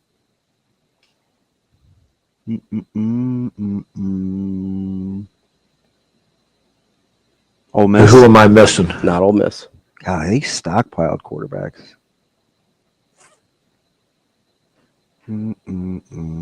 Had a very good run last year and is a very famous backup. Oh, Texas. Texas. We got one more. I keep forgetting he's back. Quinn? How maligned was he the first year and a half? And I still don't know if he's that dude. I don't either. I don't trust him. All right, let me recalibrate. Georgia. Georgia's there. Bama. Bama's there. Texas. Texas is there. And we're waiting on one more. I've said one of their guys' names already. So it's wherever Gabriel ended up. Yep. And he is at Oregon. He is at Oregon. That's the one I could make an argument against because they're going. You like how I did that, Shane? Man down. I get Gabriel has a ton of returning production, but they're counting Dante Moore, who did play some, was highly touted. I don't know if he's good or not. They're going to be good. They're going to be really good. I don't know if I'd put that team as a whole is going to be good. Out of those 4 teams, though, they kind of feel like the outlier of those 4. Yeah. So the thing about Gabriel, and I thought about it when Tim said it yesterday, Verghese, when he talked about quarterbacks and their accuracy. Mm-hmm. That's the thing I worry about with Gabriel. Because even when Oklahoma land-based Nebraska, how many open throws that guy miss? Decent amount. Remember we thought Oklahoma was going to be really, really good that year, and it was like, yeah, they have like they're 6-6 or weren't that whatever. Good, yeah, right. So I think for him, it's like, and in Lanning's offense, you're getting vertical. Oh, 100%. So maybe, I think that's probably why they include Dante Moore there because maybe they like his skill set for the offense a little bit better. So there's only 4 schools, huh? That are in that group. Yeah. Sounds a lot like the Metro. In terms of returning quarterbacks? Yes. Yeah, there's not a lot. Yes. There's not a lot there. And I would make the argument here, there's a team that I would give this team as much credit as I would Oregon, but they're all the way down in tier 3. Clemson? Ohio State. Well, we are assuming with them. So I was. But are you taking Gabriel over Howard? Because that's the. So let me back up just for a second. You know what I've been wanting to say about Ohio State? What's that? Why are we just assuming that they're going to be this juggernaut? I know they're. I'm going to answer my own question, but I'm going to pose it with a question. Yeah. I know that they're loaded, but they haven't beat Michigan in 3 years. Mm-hmm. And this isn't the best quarterback of that bunch. But Michigan's down. We think Michigan's down. Okay. The general consensus is that whether they are or not, fair, but the general public believes their Michigan's win total down. is still at 10 or greater, right? 9.5. Okay. But I don't know. This isn't their best collection of wide receivers either. Fair. But out of that group, do you trust Will Howard more than you trust Dylan Gabriel? But do you understand my point, though? 100%. So and I don't know that Will Howard's... We're making the argument that they're the consensus, but I'm not sure this is the best that they've even offered without having gotten it done before. Now, is it relative to everybody else? Well, it's relative to themselves. They've become their own benchmark. So, like, you're comparing them to past quarterback situations, past wide receiver situations. I'm comparing where they are in the national perception heading into this year versus the pole position they've been in some other years given their talent. I'm talking more about where they are in the Big Ten, where I think they're Big Ten, I don't think there's a lot of question there about who's the best team. Well, I tell you, careful. All right, we'll see. But let me go back to the quarterback things for a second, right? Careful. Would you take Will Howard, what you know about Will Howard, or Dylan Gabriel, what you know about Dylan Gabriel? Ooh, that is a fantastic question. Because Dylan Gabriel's in Tier 1. Well, Oregon's in Tier 1 with Dylan Gabriel and Dante Moore. Ohio State's in Tier 3. It seems like too big of a gap. Yeah. Although D. Moore's got a chance. Yeah, but so does Julian Sayin and Aaron Nolan. Not as high on Sand as some. Okay. But okay. Like we're splitting hairs now. I don't want to do that for the sake of the discussion. And they've got a couple options that are touted as highly as. Oh, yeah. Okay. I don't want to split hairs to. And you've got Devin Brown, who's been there for a little bit at least, and is a more experienced backup in terms of being in the system. I think the tiers are too far apart. I would argue Oregon's not a 1. If Oregon and Ohio State were both a 2, I'm fine. Fair. That's where I would. But would I take Gabriel over Howard? Yes. Yes. I think it's close. I would take Gabriel. Here's my question about both of them, though. I don't know that either one of them. You just mentioned Gabriel maybe not being a great fit with Lanning. I don't know. I don't know about fit. I mean, he's going skill set. He's going to have to. You can't leave as many plays out there on the field as he does. And I don't know what Will Howard looks like in Ohio State's offense. Now that I don't worry about with him because, I just don't know if he gets you over the top against light competition. Yeah, that's fair. Like, is he that's kind of clear upgrade over Kyle McCord? It's a different skill set. Yes. Yes, clear upgrade? Yes. Okay. McCord left a lot out there. Fair? Left a lot out there. We looked at Will Howard But the thing about it is, I think Ohio State should be able to run the ball this year. Well, they're going to have to run it with Will Howard because that's probably what he does best. They've got a nice little stable they built up at running back. If they can stay healthy back there. But I mean, we're making a lot of assumptions about them. We are. That's fine. I'm not disagreeing there. I think we're making a lot of assumptions. I get the roster, though. I think we're making a lot of assumptions about their quarterback room, too. What does Will Howard look like against? I like him. I probably like him better than most. I like him. I don't love him. No, again, I think it's going to – I have to be careful because I think we made the mistake with a top 10 pick. We didn't love McCarthy either. And I liked him a ton. I like McCarthy more than I like Howard. I mean, my issue with Howard is I think he got inflated because he was the best quarterback on the transfer market. Remember how, though, that we kind of knocked McCarthy for what he was asked to do within that offense? Sure. Howard could do that if that's the way Ohio State wants to play. Well, I was going to say, my concern is they can run the ball, though. That'll be up to them. My concern is that they may ask him to do more. Chip likes to run it. Chip does like to run it. People forget. Coming up next, we're going to talk to Eric Luallen. He's the baseball voice for Florida State.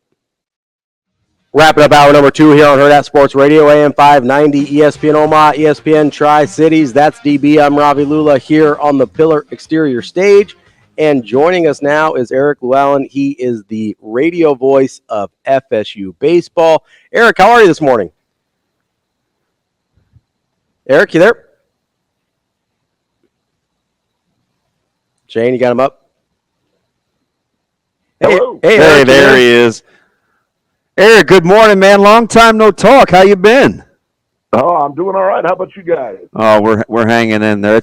I almost hate to bring you back on a day like this, considering how long we've been talking to you here in Omaha with you guys seeing my North Carolina Tar Heels today. But for these next 12 minutes, man, we're gonna be thick as thieves again. Oh, Eric, you still there?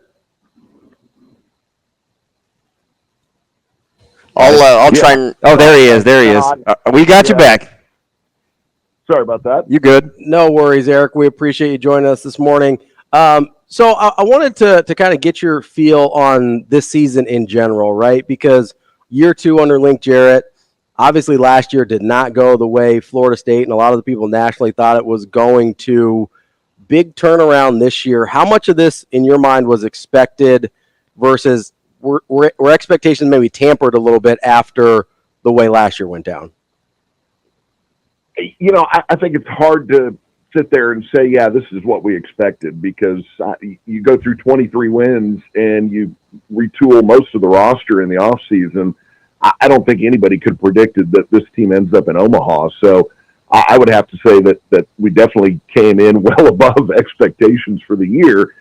You did start to see in the fall that this probably was going to be a pretty good baseball team. But again, to get all the way out here and have the kind of year we had, I don't know that anybody really could have expected that. Eric, it's interesting. And you're kind of in the same vein as an alum. You bring Link Jarrett back. How much of kind of the trajectory or the arc that this has been is just because of the familiarity and the understanding of the history? Is that understated or overstated if a guy's going to right the ship so quickly after a shaky first year? How about his level of understanding of the program? I think that has to factor into it. He's been a part of this, and I think it's the understanding of it, but also being able to sell it. He can sell being a part of this program and a part of the history of Florida State and all of that much better than somebody who's never been a part of this place. Mm-hmm. And he was a part of it as a player. He was a part of it as an assistant coach in 2003. He lived it. He quite literally lived blocks away from Hauser. He played high school ball right in the shadow of Hauser. His school is right down the street. So I think uniquely he has an ability to sell it that some other coaches may not have had. Eric, you've got a pretty unique perspective on this team and this university as well. Obviously, playing football for Florida State and then becoming radio broadcaster and part of the Seminole Radio Network. I'm curious how you kind of process. There's sort of this elephant in the room with Florida State baseball, right? Been a really great program for a really long time. You mentioned it. We heard in the call that you bringing them in from the Super Regional, 24 College World Series appearances, right? But there's this elephant in the room of them having never broken through to win the national title. Is that something that you're aware of Coach Jarrett addressing directly with his team? Like, how much do they talk about that, if at all? I don't specifically have any knowledge on how much that's discussed. I'm sure that it's brought up. You hear the players from time to time mention wanting to be a part of the first team that's won it. So, that people are aware of it. I don't know that you really harp on it that much, but you certainly want people to know that it's the case, because that's part of the head's job is hey, come on here. You want to be a part of the first time that this ever gets done at this university, then come on and be a part of that. Eric, it seems like I'm watching. There's two teams in particular, and not to say that Sully doesn't have his guys gritty and all of that, and that's his personality. But if we're just talking like loose, kind of fun, Minge kind of has Kentucky. They have his temperament. FSU, I'm not sure about Jarrett. We talked to Tibbs the other day. I look at the style of Jaime and Cantu, and that doesn't seem like Link Jarrett, but he is really good at allowing those guys to just be free-flowing and kind of loving. How close is the connection between Link's personality and kind of what we see on the field from their temperament standpoint? I think Link, he walks a pretty good line between intensity and just being one of the guys. Yeah. I think he knows when to turn that off and turn it on. And, Link has tried to tell people, and I've heard it out here since we got to Omaha, he's tried to tell people, hey, look, I'm not as intense as you guys think I am. I can hear people connected with Florida State scoffing when he says that. But, he does have that intensity turned on a lot, but, he can turn that off and he can enjoy himself and have a good time. And so I think that he really, I think he gets that in this day and age of baseball, you just kind of got to let guys be who they are. And I think this team reflects that. We're talking with Eric Luallen, the radio voice of Florida State baseball. So let's get into specifics a little bit as Florida State's trying to work their way back through the losers bracket to get a rematch with Tennessee. How do you see their pitching in terms of their bullpen setting up to be able to kind of take the long way to hopefully make it to that championship series?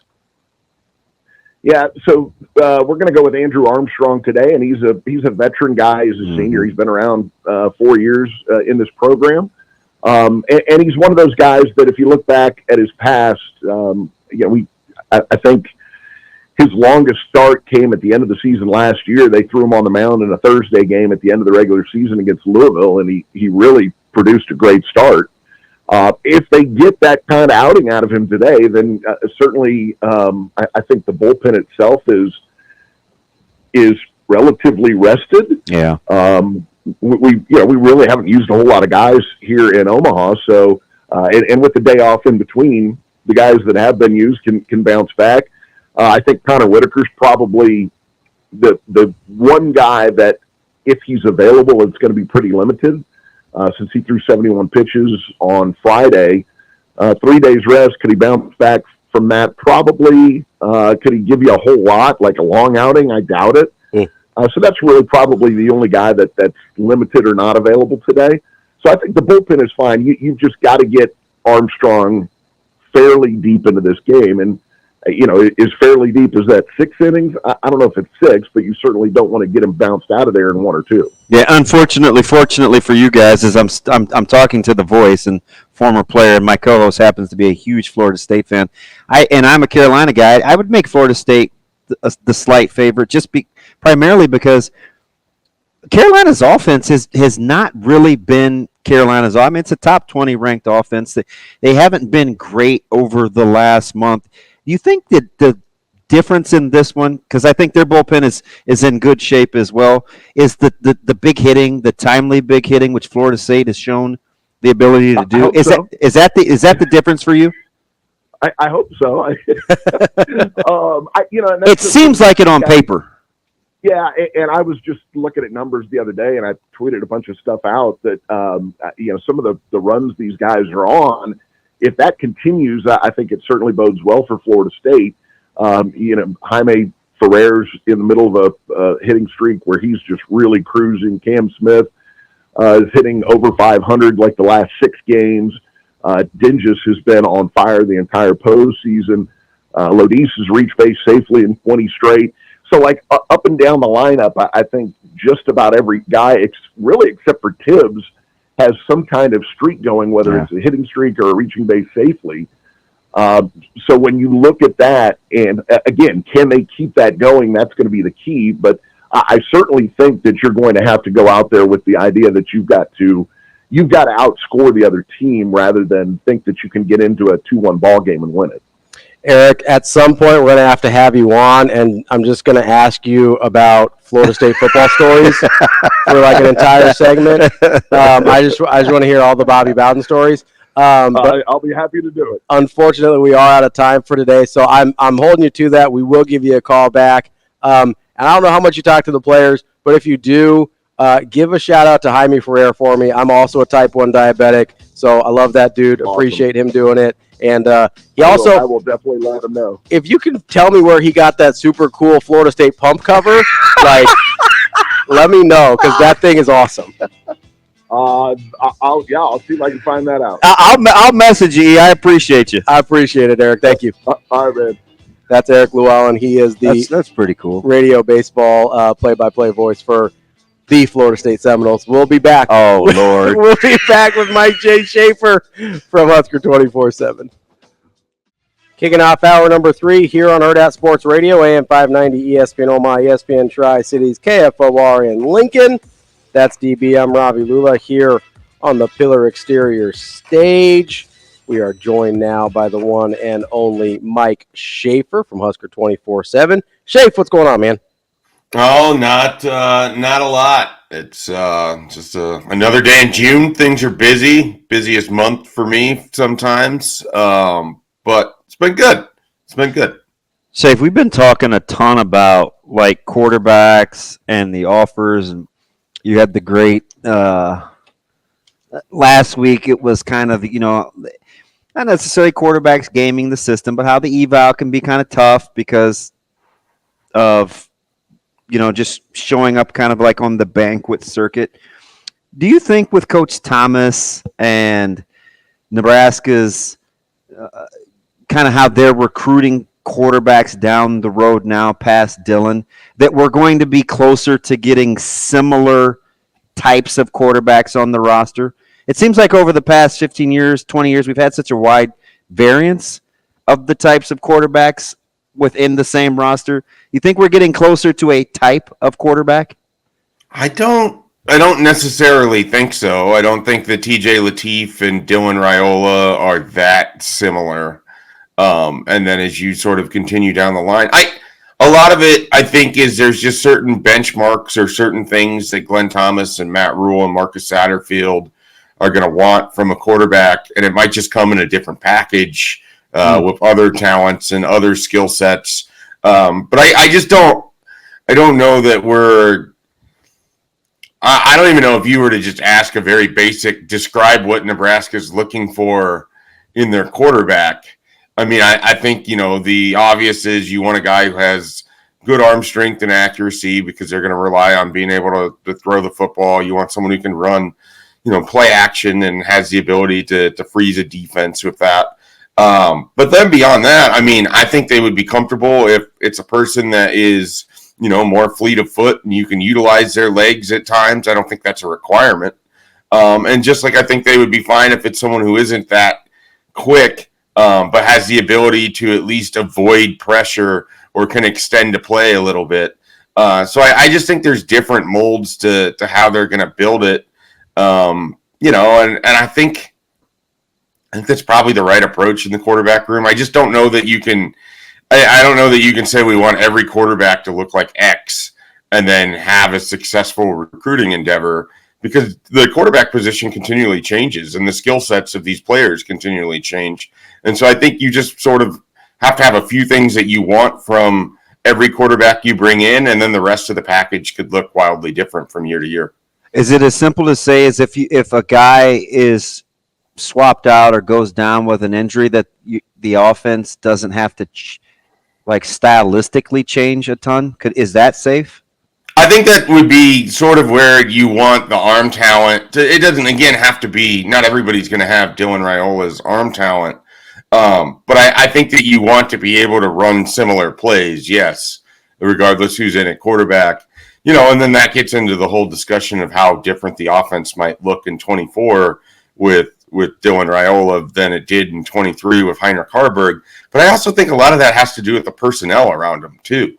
I think that you can run a different offense when you have Jamal Banks and Isaiah Nair and another year of Jalen Lloyd, and you've got maybe a deeper wide receiver core than you had last year. Certainly when Xavier Betts left the team, Isaiah Garcia-Castaneda gets hurt right away, and you lose Marcus Washington in the Illinois game. So I think some of what 23 ended up looking like was byproduct of what they could do and what they actually had personnel-wise beyond even just the quarterback. Schaefer, wanted to get some updates on some of the guys that were in over the weekend. Obviously, a lot of big linemen on both sides of the ball were coming in. I'm not going to try and pronounce a name here, but any intel on how it went for Tapu? No, the Alafotulu? SJ. How it went for SJ? The Bishop Gorman guy. How did it go for the Bishop Gorman guy? SJ. Yeah, I mean, BC was able to catch up with him, and it sounded like, another one of these good visits. Nebraska has a pretty good relationship going on with Bishop Gorman, and we saw it with Xander Ruggiero being added. I think that Donovan Raiola has done a nice job sort of appearing, during the evaluation periods at Bishop Gorman and getting FaceTime in. I mean, they had 3 official visitors already from that school this year. And, a lot of what he was telling BC is similar to what we hear consistently when people come in. It's a very family-oriented vibe. I mean, that's essentially what he said.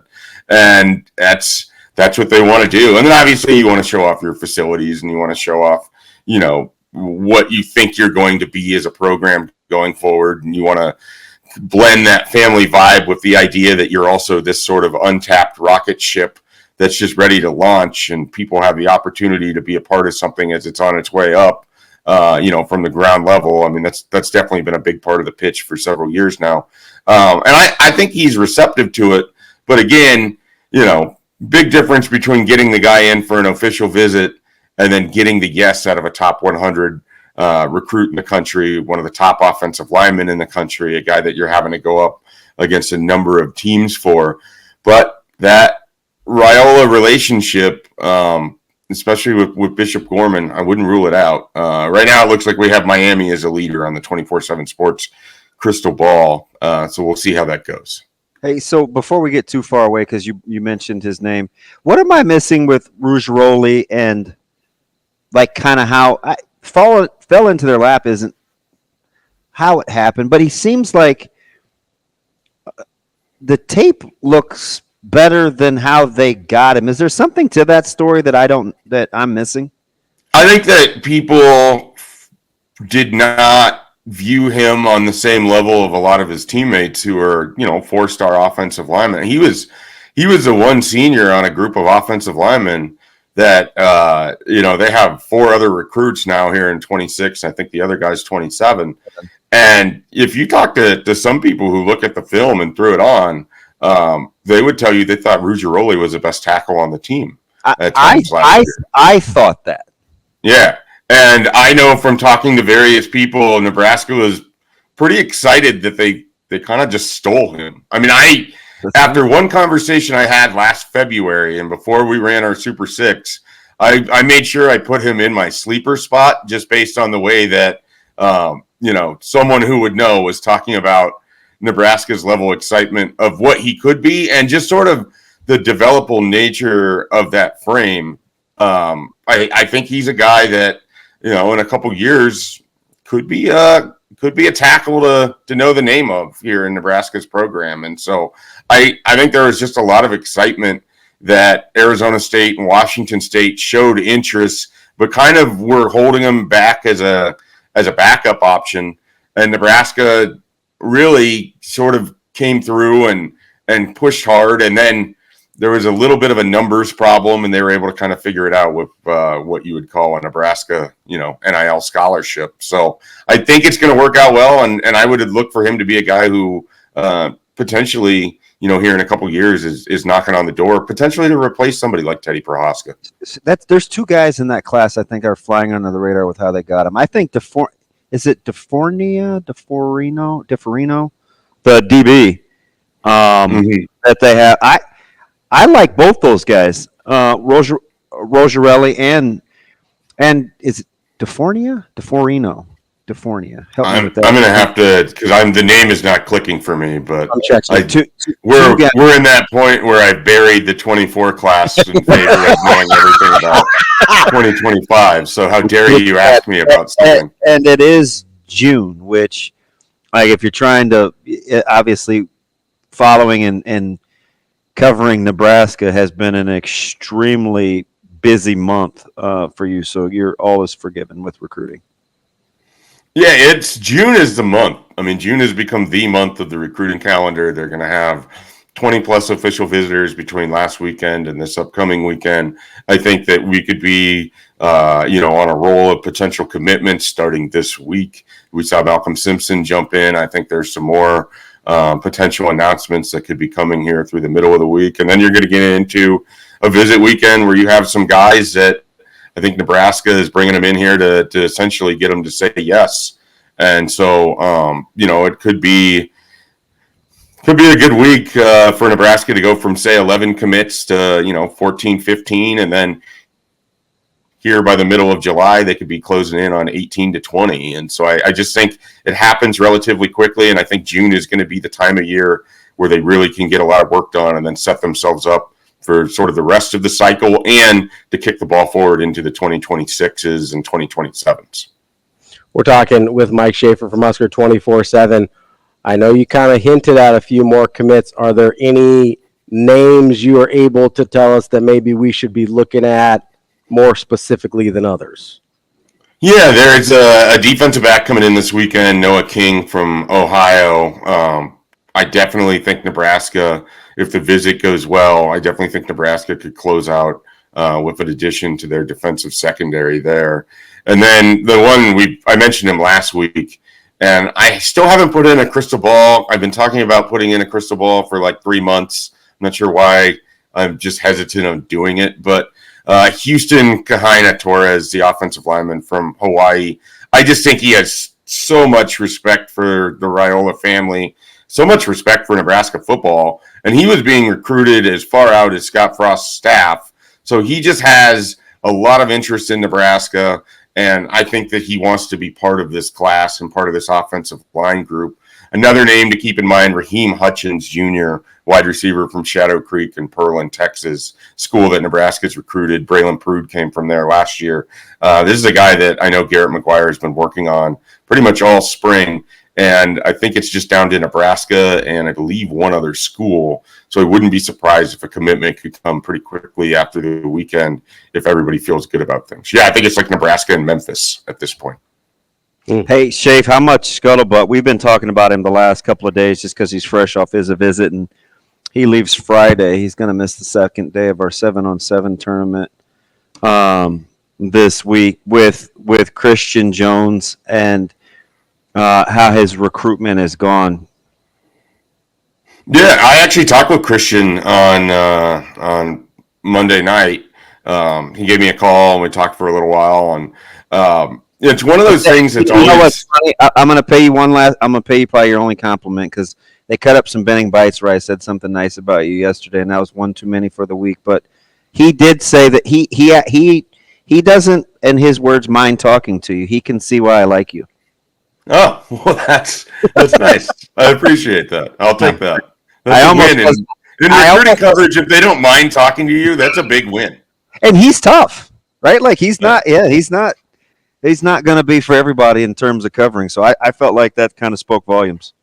Yeah, I think it helps that I don't try to blow anybody's phone up. I think that's usually the strategy that tends to work well for me in the end. Maybe not at the beginning.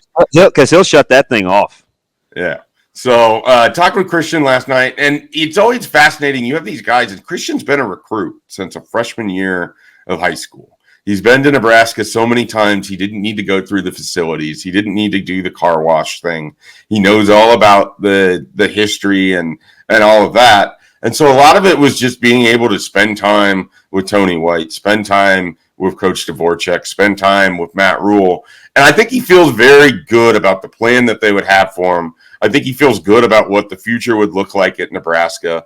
All indications that I've got from him or from those around him is that he just wants Nebraska to show him something before he's ready to completely shut this thing down. And there's some other schools in the mix. Miami's starting to get involved in the recruitment.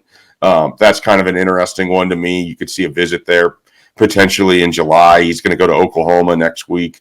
But I don't know that I would say that there's a team that I view at this point that's a really close second for Nebraska. It feels like Nebraska's biggest competition is itself. So if the Huskers don't take care of business early in the year, they might lose Christian Jones because he doesn't necessarily – I think that he wants to see them win. I mean, think about it. I think the last winning season of his lifetime, he was in third grade. So, like, I think it's – in some instances, there's definitely recruits like this that everything sounds great. I need to see it play out before I'm ready to put my name on the line for your team. And I think that's where we're at with Christian Jones. Yeah, it's interesting because people want to compare – and I don't refute, confirm, or deny, but I will say this out loud to you today. You know, people compare their recruiting, Caleb and Christian, and why maybe some things on the surface look the same, they're for completely different reasons. It's not even close. Like, I wouldn't even compare the two really, except for the timeline in which they maybe that they maybe would make a college decision. They're for vastly different reasons. He's just a kid, like you said, that he goes by. It's like when I give him plays or we'll go through schemes and stuff. He visualizes outcomes before we do it, right? Like he'll visualize reps before we do it. And I think he's just one of those guys that tries to give all angles of how the future could play out before he does anything. I mean, it took him a year to like me, which, some people never come around. So, I was going to say, that's a relatively short amount of time. We're working on it. Props to him, but it's just his personality. Like, I can't explain it to people any simpler than that. He's just, it takes a lot from the trust standpoint. Yeah, well, and I think there's something to be said for doing your due diligence, and he also strikes me as someone who's going to make this decision once. It's not like I'm going to make my decision today, and then 2 months from now, something shiny and new has my attention, and I'm going to go with that. I just don't think that's who he is, and so I think part of it is I want to get all the information I possibly can, sit back and think, and then make the decision that I think is best for me. I mean, that's what it seems like with him. And the reason it seems so different is a lot of your in-state kids have already made a decision by the time he's looking at which would be, in the season. But Caleb didn't, and that's why those comparisons come up. As Ravi can attest, I was talking to him yesterday off air, and he doesn't pay any attention to who else is in the fold. Like, not who's being recruited, not who's already there. Like, that's not his thing. Even when he left Burke, the natural assumption is that he would just follow Coach Lamanji to Westside. He even took 2 months to figure that out. You know what I mean? Like, methodical. I just don't want him knocked for his personality because it just is what it is. And it's not I guess I'm kind of trying to protect him just personally from he's stringing Nebraska along, or we know he's going to eventually say, listen, I don't know anything. I just know that he is going to take his time. It's what he does with everything. There's nothing wrong with that. I mean, there's Grant Bricks did the same thing last year. I mean, you have different recruits go about it differently. And this isn't a super light, easy, just make the decision and it has no ramifications. Like you're choosing where you play for football. You're betting on individuals to help you with your aspirations to go to the NFL. Like it should be a thought out decision. Schaefer, so let me ask you this, because we talked yesterday a little bit about guys that kind of enjoy the recruiting process maybe a little bit too much. Have you, and I'm putting you on the spot here, so I apologize, but have you noticed any correlation between guys that like being recruited too much and either guys that maybe don't last in the program or don't live up to the hype? Not necessarily. It's hard because we make that in our head. I think that's what we're talking about in our head sometimes, and so I'm just curious if you've actually noticed that. I don't necessarily believe that to be true, because I think so much of recruiting has nothing to do with what ultimately happens when someone gets into a football program. I mean, I think coaches definitely want to vet an individual to see if there's a real reason that they're going to take a visit, or that, if they have actual interest in Nebraska, or if they just got in the car of a coach and, they're here because of that.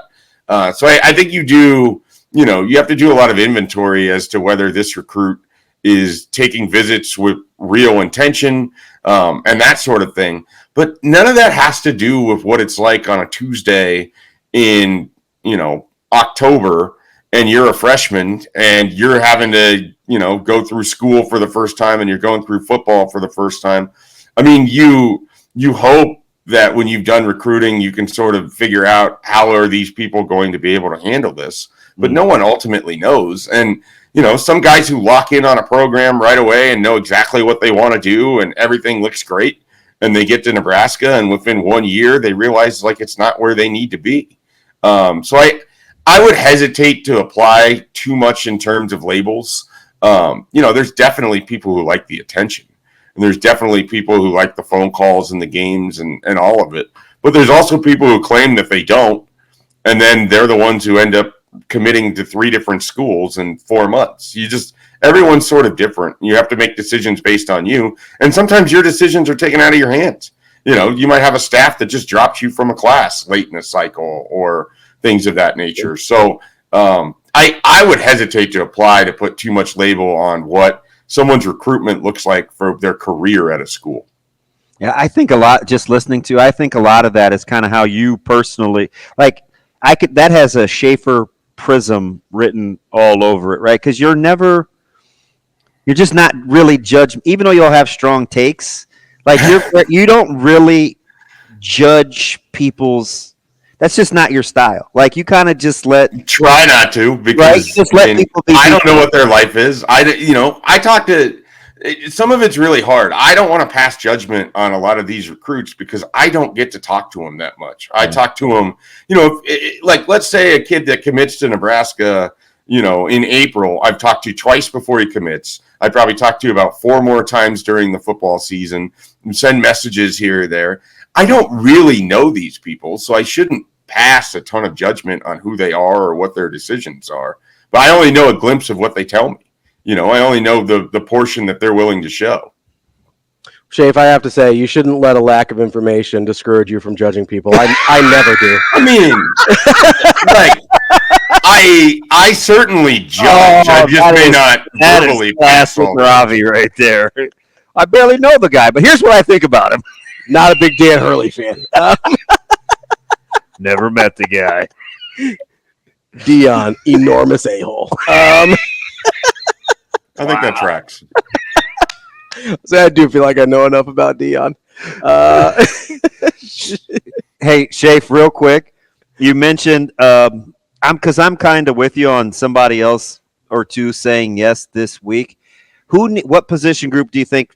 Is it a group that needs the bump or a group that you think is just going to get a bump? I think it's just a group that's going to get a bump. I don't know.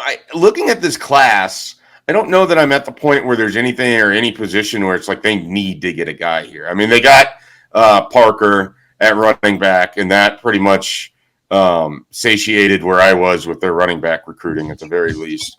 Any addition to that would just seem like a good thing, but not necessarily a had to have it. That's Mike Schaefer from Husker 24/7. Schaefer, we appreciate the time as always. We will talk to you again next week. All right, guys. Have a good one. Thanks, Schaefer. Don't forget, wearing your seatbelt saves lives and prevents injuries, but only if you make it click. Wear that thing properly. A message from the NDOT Highway Safety Office. That's DB. I'm Ravi, Lulla. More Hurrdat Sports Radio coming up next. I stand by both those statements here on Hurrdat Sports Radio, AM 590, ESPN Omaha. Encapsulates your personality more than that last 60 seconds. ESPN Tri-Cities and KFR in Lincoln. That's DB. I'm Ravi Lulla here on the Pillar Exterior stage. You can catch us on Twitter, Facebook, YouTube. Also, if you miss anything, make sure you hit up the podcast, Apple, Spotify, TuneIn, wherever you can find us. Make sure you hit us up, give us a follow, subscribe, whatever you do. I don't know, whatever the buttons do, make sure you do that. Dion, enormous a-hole. Yeah, I stick by that. I just don't know how you could feel good saying that. Although the whole concert information and all that stuff coming out, that was... You know how I feel comfortable saying it? Everything that ever comes out about him, I was like, yeah, that's a D-bag. That is so wild. Yeah. Like, you made the concert mandatory? And not for team bonding. To go support Shedeur? Because not just Shedeur, your quarterback, Shedeur's rap career. I have to be missing something with that story. I don't think so. That actually sounds enormous a-hole. That actually sounds right on brand with everything we know about them. What part of that doesn't sound right to you? You are a stone cold trip. I thought it was dill hole, not a-hole. I never even heard that word before yesterday. I mean, that doesn't sound right to me. It was a big... I still think that's made up, too. I got back up in the chat yesterday. It was, it's from That 70s Show. They used to say it all the time. Not that you watch that, but okay, that's where I got it from. I just feel good that purpler was a word. Actually, Amazing Daniel did send me a dictionary definition, so I'll allow it. Thank you. appreciate your support. Another Bartles and James moment. If you were older, that would be very, very funny. But that was a great shtick where they had the old guy sitting on the porch. Yeah. And you seem like a wine cooler guy. No, I'm not actually. When you're not on your yacht with your No, it's like seltzers. seltzers. I'm like a seltzer. I'm not trying to do wine coolers. Come on, man. Isn't that the same thing? I'm not a child. I mean, isn't that the same thing? No. How dare you? you? Enormous a-hole. How dare you, Shane? You don't know. Nice little spritzer. No, I'll do spritzer. a little champagne. Maybe a nice Riesling. Yeah, I actually like Riesling. Riesling, man, there's V Mertz has this German Riesling that I'm just obsessed with. It's so good. If Zoe would not have been sick Yeah. on Sunday, I would have gone to hang out with Bill. Yeah. He's like, hey, we have plenty of, drinks. And I just was looking for, another guy to hang out with. And Zoe likes to swim. And I just wonder, you ever look at people and you wonder what their thing of choice would be? Mm-hmm. I would not guess seltzer. No. You. Oh, for me? Yeah. Oh, I thought you were talking about for Bill. I was like, no, and I wouldn't even know how to get. I wouldn't even know what to guess. For Bill? He's probably like Club Soda Topo Chico. He looks like to me either. Which, by the way, I have a blueberry sparkle. Yeah. While I'm busy making light. Yeah. At least this is just flavored water. Do you buy that brand? Because it was $2 for $3 at the gas station. What, the Topo Chico? Yeah. No. Blueberry hibiscus. Blueberry? Is that how I said it? God, I man, you should see what goes through my mind sometimes sitting next to you. It is disturbing. At some point, I fully believe I'm going to have to fight you off physically because you're going to try and choke the life out of me. Ryan's like, no, he's good for you. Really? Ken's got a message for you on the. Ken, what's Ken got? Ken E? Yeah. Okay, well, let's get to Ken, okay? Because what does Ken say? First of all, he's had a lot of bad takes this morning. Hey, Ken is tough, though. Listen, we were talking about quarterbacks earlier. He goes, we make this harder than this. Throws the ball well. Check. Handles pressure. Check. Can run. Check. How many guys can actually do all those three things, Ken? How many? Is it not the greatest thing when the fuse just goes, why didn't you address him then so you don't snap? Because we didn't have time. We were talking to Schaefer off the top there. And so I've been sitting on that. He said that 9:03. I've been sitting on that for 30 minutes. Who does all three of those things well? Ken holds his own in the stream, man. He does. It is like a dog eat dog in there. And we appreciate everybody listening to the comments. But who does all three of the, simple versus easy right there, Ken? Well, so I just go back to it wasn't that long ago. We had AJ Bush, Tommy Armstrong, Riker Fife. I'm just saying, go back through like sometimes the quarterbacks just don't seem like they could run the same system. I agree. I agree with that 100%. But I'm just saying, go back over the last, I don't know, forever in Nebraska football and find me a guy that does all three of those things well. Is it Joe Gans? Is that the last guy that did all three of those things well? Probably Zach Taylor. Zach Taylor couldn't move. He was a statue. He could move enough. He was a statue. Like who? Brady? Well, that's right. Who? He could move enough. I'm not saying. Listen, I'm not saying that you have, but I'm going by his checklist. You're pointing at him like a 4-year-old. You go by his checklist. Always. Kids are you watching this? Kids are the worst. Throws the ball well, handles pressure, can run. I'm not saying you have to have those three, but that's his checklist. So let's go by his checklist. Zach Taylor couldn't outrun me in a kickball game. So I missed. He has a good checklist. He even says seltzers are the 21st century. It's a great checklist. Just show me the guy that checks those boxes. I think Ken's right. Show me the guy. Would you stop? I know what you're doing over there. Show me the guy that checks those boxes. Shane's over there like Kingsford lighter fluid. Well, it's cool because I never listen to Shane anyway. Show me the guy that checks those boxes. Well, some people were a little disgruntled with me when you asked me a long time ago, you and Andrew, about what I expected from Dylan. And I was like, just play catch. And everybody's like, you can't ask that of a 5-star. Sure I can. No, you can. 100% you can. Just play catch. Yeah, if you are able to make the simple throws to keep you on schedule and keep the offense moving forward. I don't want to feel like convert on third downs. I don't want to feel like 3rd and 6 is insurmountable. Yeah, that's great.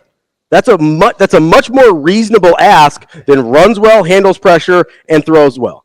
Because not a lot of guys, certainly not a lot of guys in Nebraska recently, have been able to do all those. Dirty little secret. Always. How well do you think Nebraska is going to be up front with how we feel about their backfield to not have QB run game as an element out of the gun? That's going to be really interesting. Because they relied on it super heavily last year. I don't think they want to necessarily, but what does their run game look like when they don't? I'll tell you, it'll be a lot of split zone, a lot of duo. Sure. They're going to have to be creative, I think. But they're going to have guys that we don't have great answers on be better than they have been. So do you know why I like guys like Bonner and Fedoni and some interior, like... Because they can help out with that? Yeah. Help out with the blocking of those schemes? Yeah. Because you're going to have guys in the running back room be better than they've ever been before. I don't know about that. It's too linear. Don't give me that look. Who in that room can be exactly? Listen to what I'm telling you. Who in that room can be exactly who they've been before, and it'll be good enough this year? Let me listen to what I'm telling you. Listen, Linda.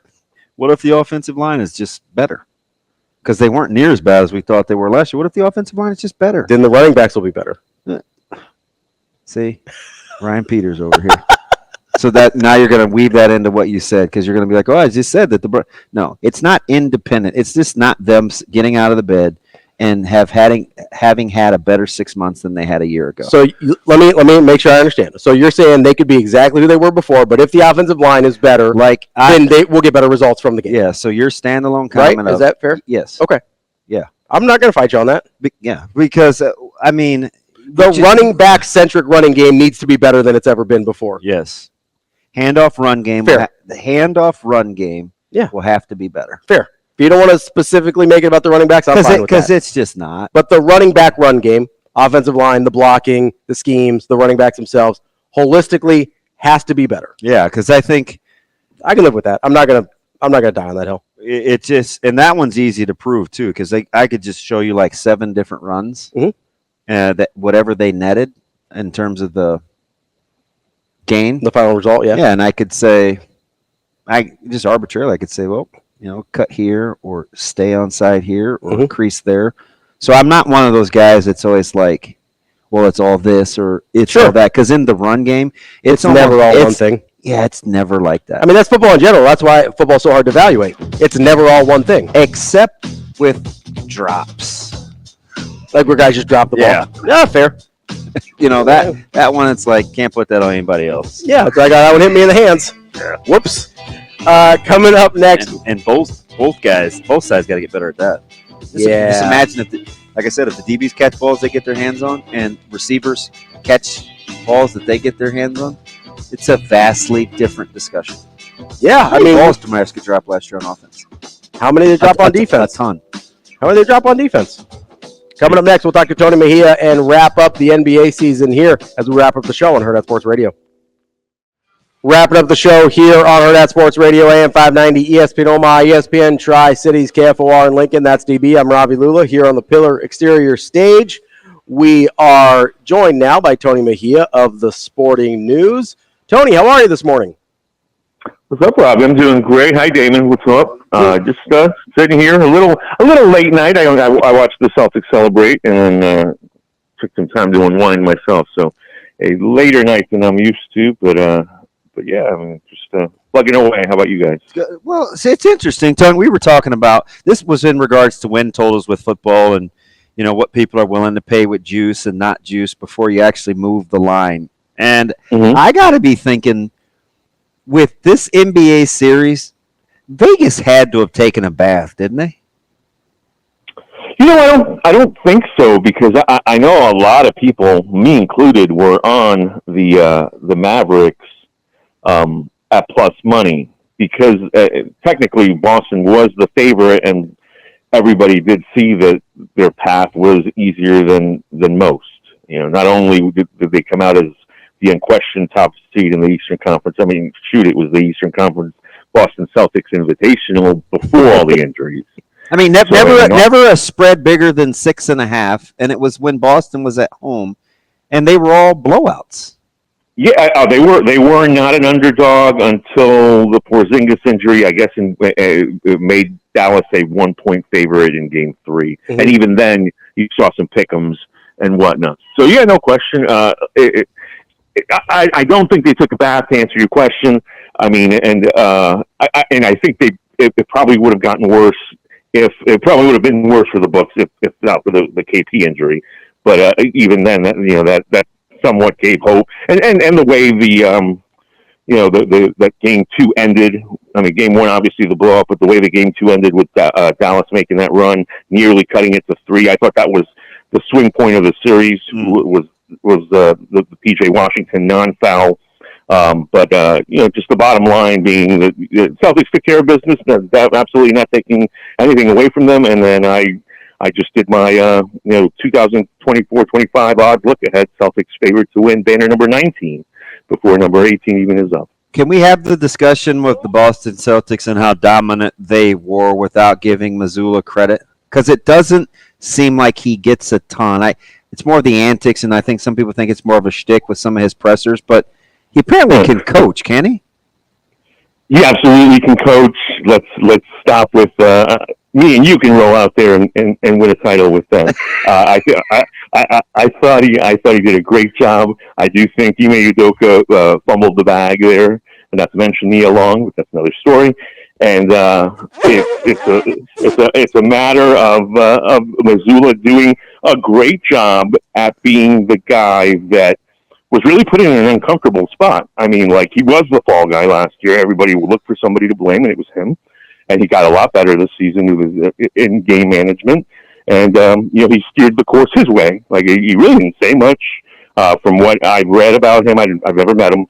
From what I've read about him, he's the same guy all the time, and kind of not pessimistic, but just somebody that doesn't get too high whatsoever. And maybe that's a good approach to take with the prohibited favorite, because it certainly worked for the Celtics. Yeah, so Tony, as we're kind of looking at the Mazzulla thing, I kind of get this. I kind of get this sense that his ability to manage the different personalities on the roster is maybe the most understated thing, right? I don't necessarily look at this team and look at it and be like, oh, they're so tactically savvy or technically complex or whatever. But it seems like you've got sort of a eclectic group of personalities.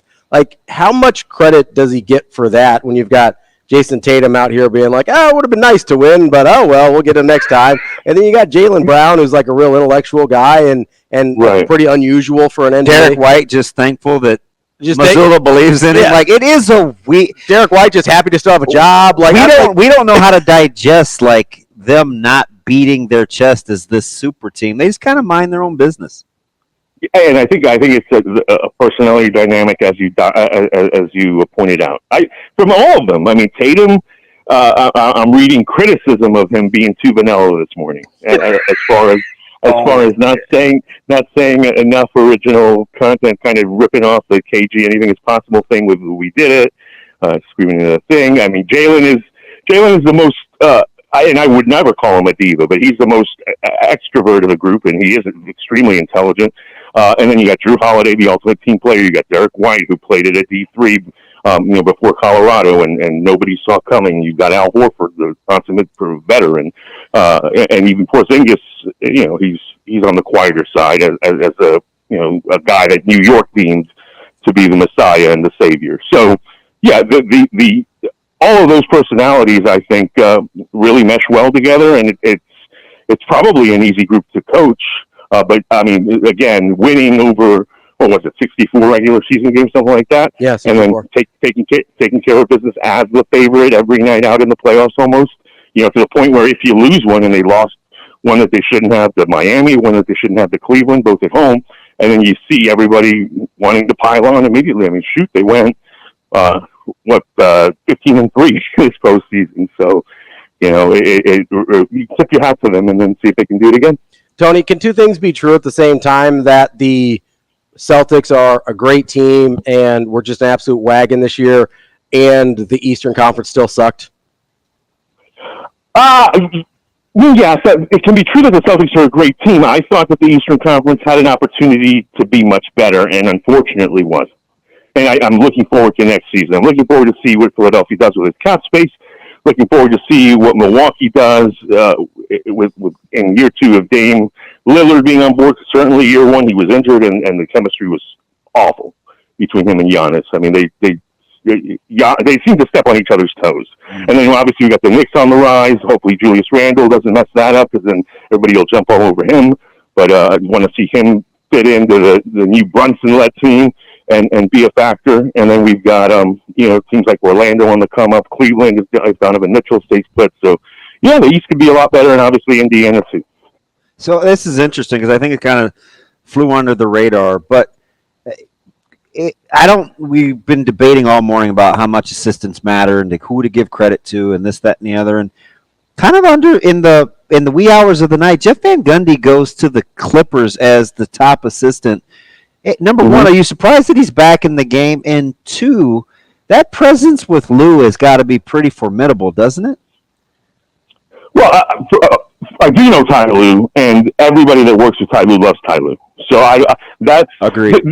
As soon as I saw the news, I said, "Oh well, Jeff wants back in as a head coach," and this is just he got a slap in the face from ESPN. There's no question about that. A raw deal. They fired him before he could even get a real job and land on his feet. And that's saw Stan Van Gundy's interview. With the South Beach session with Levitard, where he went into a bunch of stuff. But they pull no punches in that family, do they? Yeah, no, they don't. And it's interesting to see Stan doing so well as a commentator, because I don't think he'll get the itch, but you kind of expected Jeff would, and it's basically now or never for him. So I think it's a stepping stone thing. I think if he does well, he'll be on the short list of a lot of teams this time next year. Okay, so Tony, real quick, I know you said you put together the odds for next year. You've got the Celtics as the favorite. Who do you look at as primary challengers? I know you mentioned, Philadelphia maybe putting something together. Do you expect Denver to kind of bounce back and be a real challenger for a title again? What teams do you think are the biggest threats to a Boston repeat? Or is it Boston the biggest threat to a Boston repeat? Yeah, this piece, it's up, and I'll tweet it out if anybody's following me. I'll tweet it out after this, because it just got up earlier this morning. I haven't even put it out on my feed, but it's basically just the odds for this next season, and then me commenting on what's coming up in this off season that's going to somewhat shift them. Boston's plus 300, Denver's plus 750, and then you've got that pack of Dallas, Milwaukee, Minnesota, and Oklahoma City. And my initial take is jump on Oklahoma City now, because if they're plus 1,000, so that's 100 to 1 or 10 to 1. I'm sorry.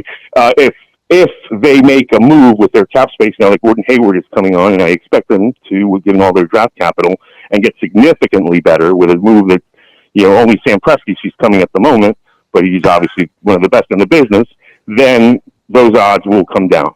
And they'll probably be right there with Denver as the Western Conference favorite. So really like the Thunder. And then, Philadelphia is right there behind Boston and Milwaukee. And we're kind of waiting for the other shoe to drop, because we know a move is coming there. And then they're kind of lumped into sections after that. You got, the Knicks and Sixers are basically at the same odds.